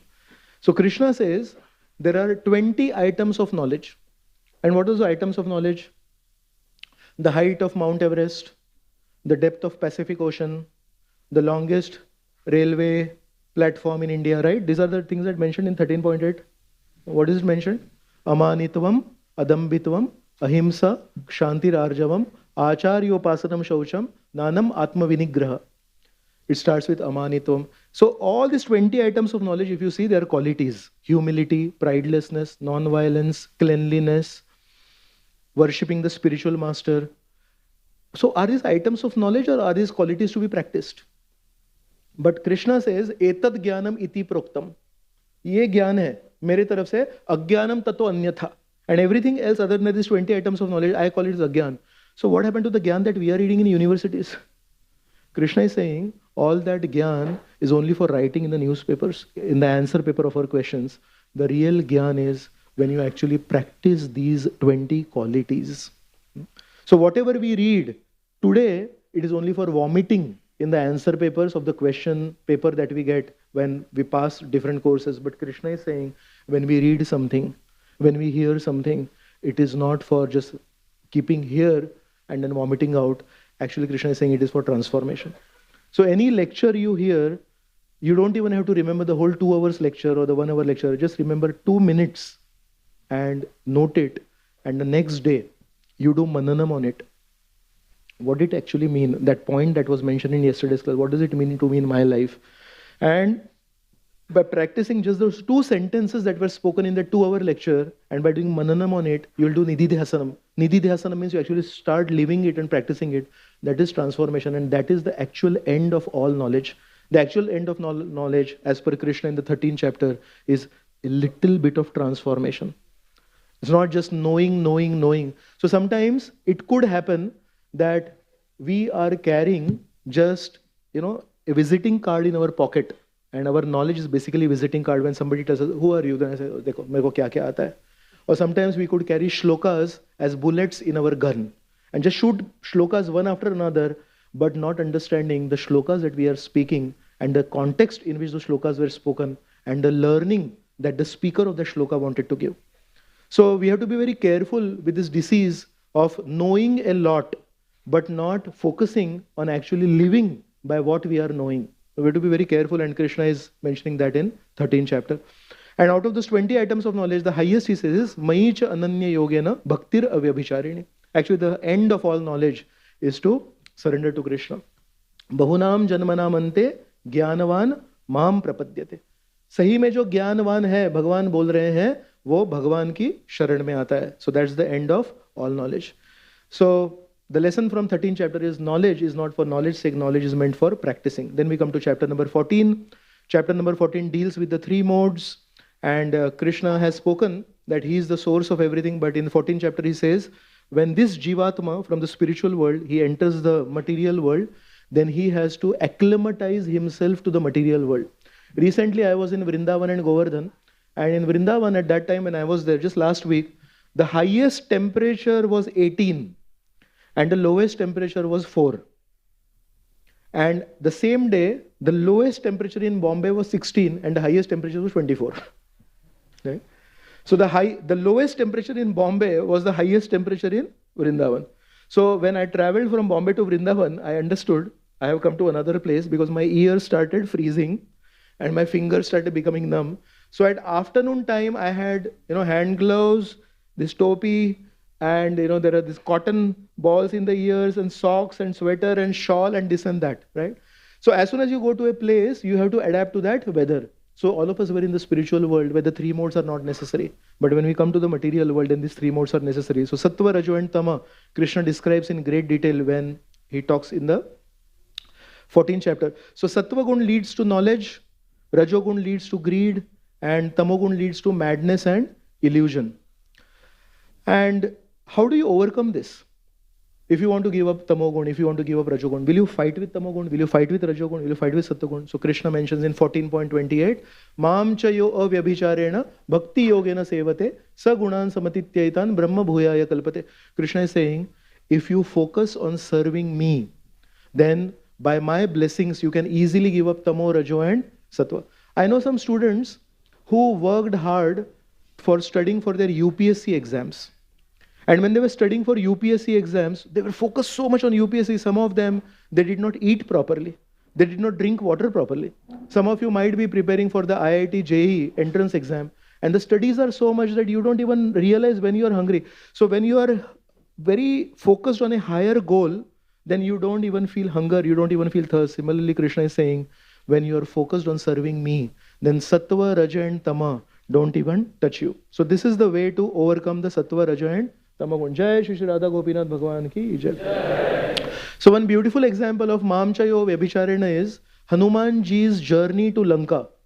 The first obstacle that comes on his path is Mainak Parvat. Mainak Parvat is telling him, I know you want to search for Sita in Lanka, but why don't you take some rest here? So he represents Rajogun. Thoda aram kar lo. His Holiness Radhanath Maharaj, he gave a very nice thought one time. He said, Maya Devi convinces the non-devotees to not surrender to Krishna. They have 1,000 reasons to not surrender to Krishna. And then he said, the same Maya Devi convinces and cheats the devotees to postpone their surrender to Krishna. So Maya Devi telling devotees, don't surrender today, surrender tomorrow. In this way, they also never surrender. The non-devotees never surrender. Who actually wins? Those who surrender to Krishna right now. So Hanuman was being told by Mainak Parvat, thoda aram kar lo, thoda thakan nikal lo, baad mein aap jao seva karne ke liye. But Hanumanji is Mam Chayo Avyabhicharena. He was not affected by Rajogun. The next obstacle that came is Surasa. So Surasa was sent by the demigods, and Surasa said, you just have to enter my mouth. Anybody who crosses this path has to enter my mouth. So Hanumanji understood. Basically, she was saying, you have to become my food. But what did she say? She said, you have to enter my mouth. So Hanumanji said initially, I will not enter your mouth. He increased his size. So seeing that, Surasa increased his size. Then seeing that, Hanumanji increased his size more. Then Surasa increased more. So this went on for a long time. Finally, Surasa's mouth is 100 yojanas big. It is 800 kilometers. And seeing that huge size of Surasa's mouth, there is an ongoing competition going on between Surasa and Hanumanji. Hanumanji in an instant becomes humble, reduces his size to a fly, enters the mouth and comes out and says, I entered your mouth. And she never expected this. So this is how, with the sattva, with that intelligence and that humility, the test of the demigods, Hanumanji passed. So this is how you can overcome even the sattva gun with Mamchayo Avyabhicharena. And the third obstacle that comes is Simhika. So Simhika was somebody who would catch the shadow of somebody and then eat that person. So Hanumanji is traveling and suddenly he says, oh, I'm not moving. What happened? Then he sees this Simhika and she has caught the shadow of Hanumanji and she says, you have to become my food and I'm going to kill you. And Hanumanji remembers. Sugriva had told him that there is somebody in that ocean on the south side who catches the shadow. So what does Hanumanji do? Hanumanji says, okay. Then Hanumanji enters inside. He becomes sharp like a diamond. Diamond is very hard and sharp. He cuts open, he rips open the stomach of Simhika and comes out. And this is that, destroying mentality, the mode of ignorance, that I will survive by destroying you. So the mode of ignorance, the mode of passion and the mode of goodness, all three were obstacles on the path of Hanumanji when he was wanting to serve and find out Mother Sita. But Mamchayo Avyabhicharena, he crossed over all those three modes. So when we are pleasing Krishna, then there is no obstacle, but the mood, the challenge is always to remember and please Krishna. Then we come to chapter number 15. There is a story that I heard. A queen's necklace was taken away by a crow and the guards went and searched. They did not find. And then there was an open declaration. Anybody who returns the queen's necklace will get a huge gift. One person saw that necklace and he saw it on the ground. He went to pick it up, but he could not get anything in his hand. Again, he tried to pick it up. He could not get anything. They said, why? I'm seeing the necklace, but I'm not getting it. What happened? Then he went to a sadhu. The sadhu said, oh, dikh yahan raha hai, but this is the reflection. See on top.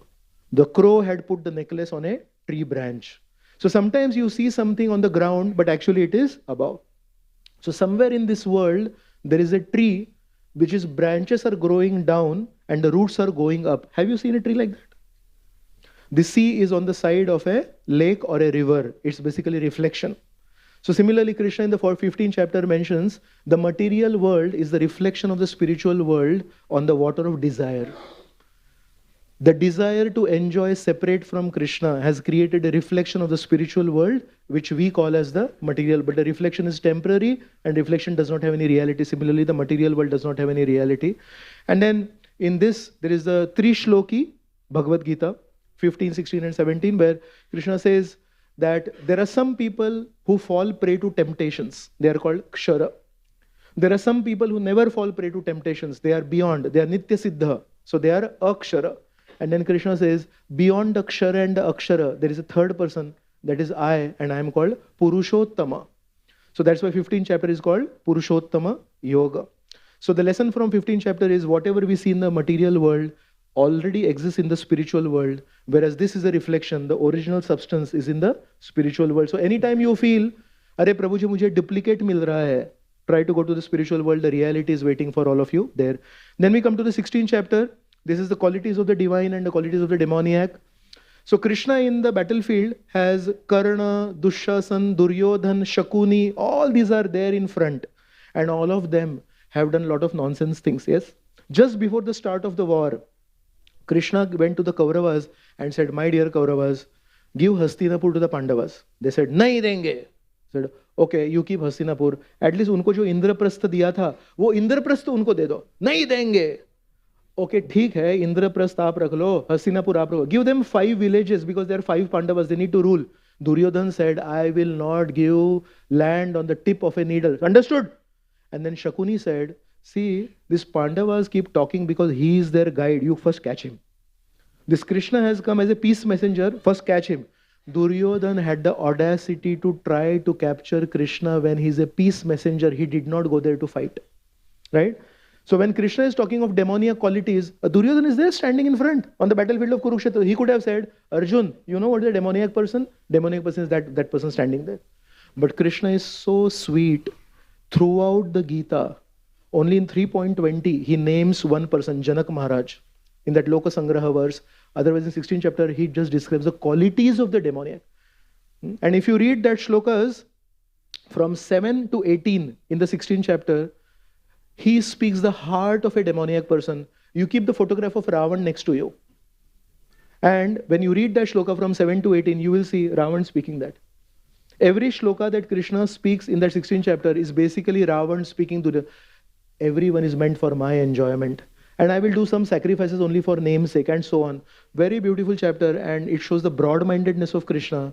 Never ever putting a label on somebody. In the battlefield of Kurukshetra, he could have said, he's an evil person. He does not say evil person. He's Duryodhan right now practicing evil mentality. So whoever we are, Krishna, the way Krishna looks at us, Krishna says always hope in us. We may have bad habits, we may have bad motivations, but if we continue chanting Hare Krishna, Krishna is willing to put us on the divine side and not on the demoniac side. So 16th chapter is very important for us. Then we go to the 17th chapter. 17th chapter is Arjuna asks, what about those who don't follow scriptures? And Krishna just answers that they fall into 3 modes. Then we come to the 18th chapter. So 18th chapter, we discussed how 3.35 is about Shreyan Swadharma Viguna. And it again is repeated in 18.47. And then there was one shloka 9.34, and that is again repeated in 18.65. So 2 shlokas are repeated in the Gita. Krishna speaks 550 shlokas. In that, only 2 shlokas are repeated. Which are those 2 shlokas? One is, we should do our duties as per our nature, first.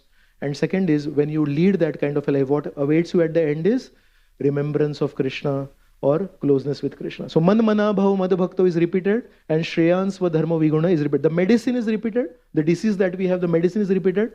And when we take the medicine properly, what is the healthy state? That is repeated. And then Krishna comes to 18.66, which talks about surrender. So we mentioned how the beginning of Gita is with surrender, the middle is with surrender, and the end is also with surrender. Srila Bhakti Siddhanta Saraswati Thakur Prabhupada would call 18.66 as the sound of the flute of Krishna. So any one of us who want to hear the flute of Gopinath, we can focus on 18.66 where Krishna is saying, Sarva Dharman Pariteja. Where are we?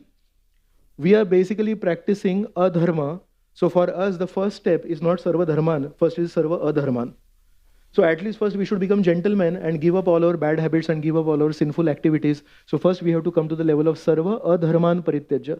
When we give up adharman, then we'll practice dharma, and then we'll rise to a situation in the association of devotees where one day probably we'll speak sarva dharman parityajya. So this surrender to Krishna is very important, and this is basically what Krishna has been speaking. I'll end with a short story. Parashar Bhatta is the Acharya of Sri Sampradaya after Sripad Ramanujacharya. So one time he was traveling with some of his disciples in a forest. And one hunter came to him and he said, "My dear sannyasi, I have a question for you. My whole life I have been a hunter and I have hunted animals. Today I was about to hunt a rabbit. And I took out my arrow and put it on the rabbit. And the rabbit, I don't know what happened. He looked at me and then he jumped and he came to my feet and he started kissing my feet. And seeing that, my heart could not go further and I could not kill the rabbit. And I'm asking you this question. My whole life I have killed animals. I have killed rabbits also before. Rabbits are very gentle. So he's saying rabbits, I don't know what happened today. That rabbit just came and I could not kill. So what is the cause of this?" Hearing this, Parashar, he fainted. He fell down. And this hunter is thinking, did I ask something wrong? Then the disciples of Parashar Bhatta, they fanned him and they woke him up and said, "Guru Maharaj, did he speak something wrong? Why did you faint? Why did you become unconscious?" Parashar Bhatta said, "No, I was just thinking. This hunter is a cruel-hearted person whose whole life he has killed animals. The rabbit is a manda buddhi animal. He didn't know that he's going to get an arrow. He just looked, and for some reason he felt like going and taking shelter of the feet of the hunter." And then he said, when this cruel-hearted hunter saw this manda buddhi rabbit taking shelter, he could not kill. And I'm thinking, Krishna is the most soft-hearted person, and when he's saying, "Surrender to me," and when a Jivatma willfully surrenders to Krishna. So, hunter is hard-hearted, Krishna is the most soft-hearted. The rabbit is manda buddhi. Rabbit did not take a decision to surrender to Krishna, but the Jivatma can take a decision to surrender to Krishna. The hunter never asked the rabbit to surrender to Krishna. The hunter wanted to kill, but Krishna is saying, "Sarva dharman parityajya mam ekam sharanam vraja." I am there to give you shelter. So he's saying, what must be happening to Krishna when Krishna is telling us to surrender to Krishna and we take a choice, yes, I will surrender to Krishna. What must be happening to the most soft-hearted personality called Krishna? And thinking this, I fainted. So this is a question for all of us also, that what must be happening to Krishna when all of us in our own hearts decide, I think I want to lead a pure life. I think I want to lead a life based on Vyavasayatmika Buddhira. I'll follow the instructions of Srila Prabhupada. I'll follow the instructions of my spiritual master and try my little best to serve Krishna. This is surrender for us. So at the end, this is the end of the 18 chapters of the Gita, ending with Sarva Dharman. And after that 18.69, Krishna says, "Nacha tasmat manusheshu kaschin me priyakrittamaha bhavita nacha me tasmad anyaha priyataro bhuvi." Krishna says, those who explain this science of the Gita, there is nobody dearer to me in the past, there is nobody dearer in the present, and there is nobody dearer to me in the future.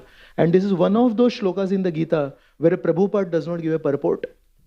I mentioned to you in the beginning of the class 1.1, which Dhritarashtra spoke. Prabhupada gave a long purport, and the shloka where Krishna glorifies the preacher, one who explains the science of the Gita, there is nobody dearer to me. Prabhupada is the one who preached the Gita all over the world in as many languages as possible without any discrimination. And Prabhupada is just so humble. Where Krishna is saying there is nobody dearer to me, Prabhupada writes no purport. And Dhritarashtra Uvacha, he writes a long purport. So we are so blessed that we are in this situation where Srila Prabhupada's words are there in the form of his purports to the Bhagavad Gita. And we are fortunate enough to have access to those purports. And even if we don't understand those purports, we are fortunate to have his servants explain those purports to us. And in this way, right from the first chapter to the 18th chapter, we can plan our lives and ultimately pray to Radha Gopinath that we would want to surrender ourselves to them. Thank you so much. Hare Krishna. So my timer says 1:50. I ended in 1 hour 10 minutes, 2 minutes extra. Please forgive me for those 2 minutes. Hare Krishna. Jai Shri Radha Gopinath Bhagwan ki jai. जय श्रील प्रभुपाद जी की जय। अनंत कोटि वैष्णव वृंद की जय। जय निताय गौर प्रेमानंदे। हरि हरि बोल।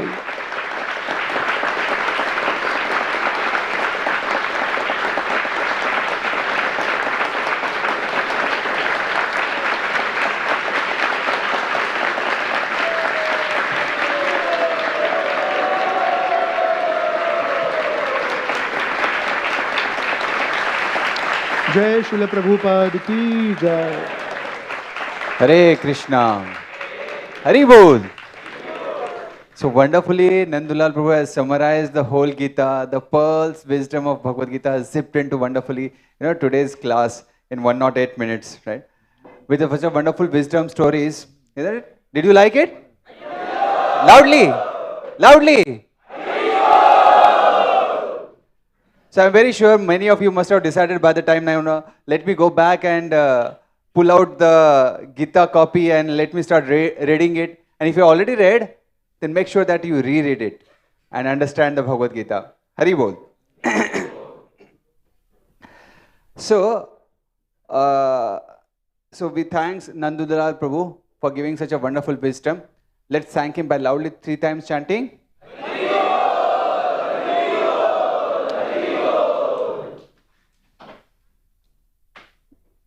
So today's Prerana festival Prasadam is contributed by KM devotees who are guided by Nand Dulal Prabhu, and we have some gift frame and some gift for them. Is Vrinda Gopal Prabhu around? So on behalf of the students and the pass-outs, we have been doing a program there since 2007. And some of the students of KM Medical College, they said, please come Prabhu. So here is Vrinda Gopal Prabhu, Dr. Vivek Mishra, who passed out from KM Medical College, and some of his friends. So many of his friends, they said that we have attended so many Prerana festivals and we have received so much from Radha Gopinath. So now we are earning, we want to give to Radha Gopinath. So all the pass-outs of KM Medical College, they have sponsored today's feast. And on behalf of them, Vrinda Gopal Prabhu is accepting a gift for all of them. Hare Krishna.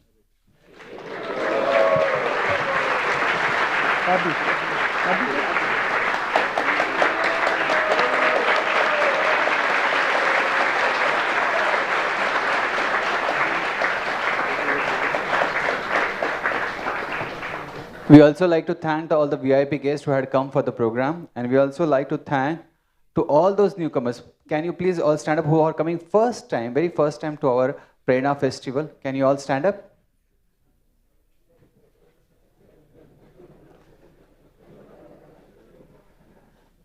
So we congratulate you for coming here for the Prerana and hearing this wonderful class on the Gita wisdom.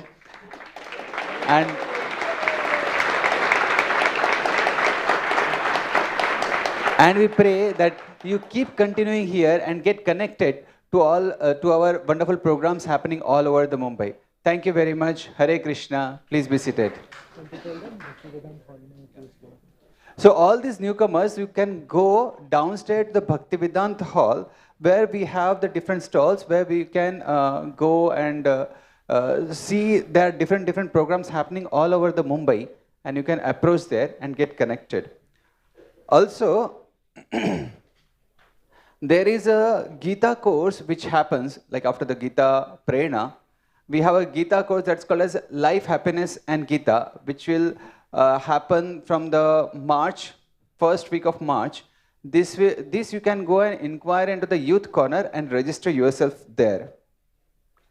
So today's morning subject cutting services were done by the Ayavais devotees guided by Achyutanand Prabhu. Aloud Haribol. Haribol. And evening services were performed by the Ayavais devotees guided by Krishna Gaur Prabhu and Baldev Shakti Prabhu. Haribol. Haribol.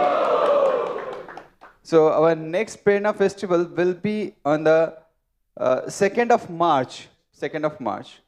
And we have a Ayavais camp coming on. That's on the 9th and 10th of March. It will be mostly in Dehu. So please be in touch with your Ayavais preachers. Thank you very much. Hare Krishna. Now we will have a kirtan. Hare Krishna. Okay, if somebody has a question, we can take one question maybe. Somebody has a question? You can raise your hand.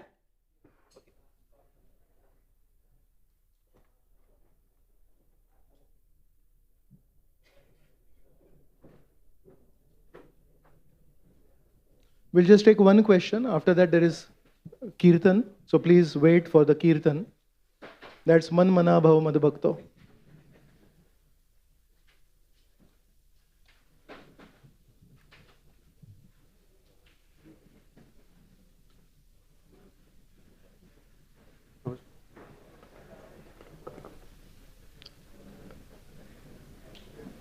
Hare Krishna Prabhuji, thank you very much from the bottom of my heart. I express my gratitude for the wonderful Prerana class.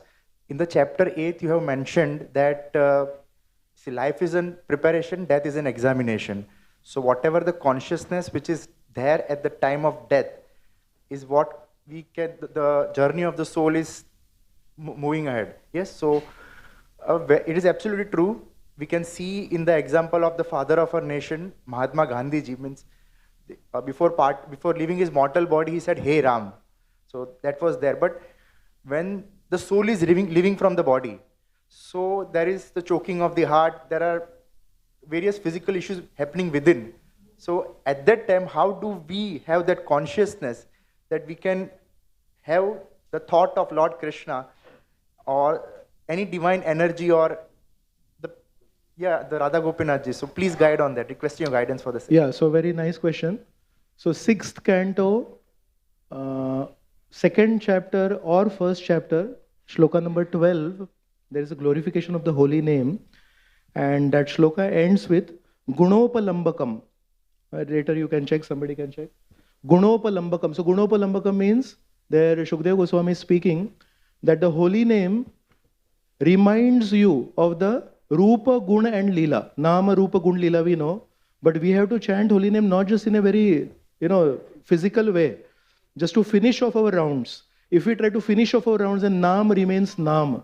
But if we chant it in a sneha, with affection, then it reminds us, as we are chanting Hare Krishna, we are reminded of some of the qualities of Krishna. We are reminded of some of the Leelas of Krishna.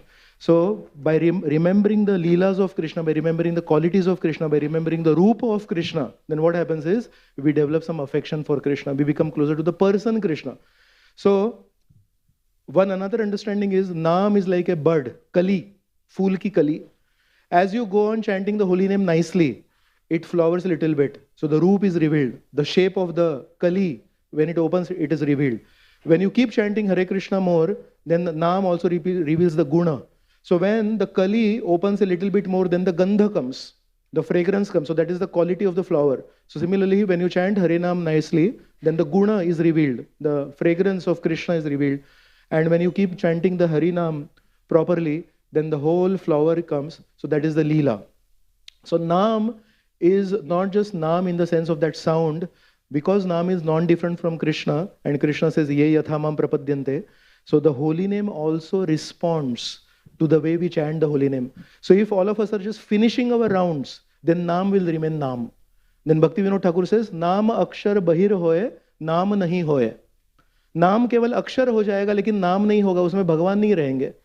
But if we chant Hare Krishna accompanied by the Shravanam process, we chant our Hare Krishna rounds, which is typically, the offensive Naam, just Hare Krishna, just finishing of the round, the moving of the tongue. But we keep doing Shravanam from senior devotees. Then one day we hear about the qualities of Krishna. Then one day we come to Gopinath and see the beautiful threefold bending form of Krishna. Say, अरे रूप भी बहुत सुंदर है, अरे गुण भी बहुत सुंदर है, अरे पूतना को भी माँ का स्थान दिया भगवान ने. And then you hear Radha Krishna. So the roop is beautiful, the gun is beautiful, the leela is beautiful. So that Gunopalambakam, that shloka is glorification of the holy name. But Shukdev Goswami is saying the holy name should lead to Rupa. The holy name should lead to Leela. The holy name should lead to Rupa. If we chant that kind of holy name, then at the time of death, there is no danger. Why? Because the mind is attracted to Krishna. But if we are just finishing our rounds, not wanting to go deeper into Krishna consciousness, and we are just finishing our rounds thinking that holy name is everything, and we don't associate with devotees, we don't want to participate in group activities, we will not sit for Bhagavatam class, then sometimes that holy name can reciprocate with us that he is not interested in Krishna's glories. Bhagavatam is Krishna's glories, but we don't attend Bhagavatam class, so holy name is the highest. So what happens is, then we are not attracted to the glories of Krishna, but we are chanting the names of the person who is being glorified in the Bhagavatam class.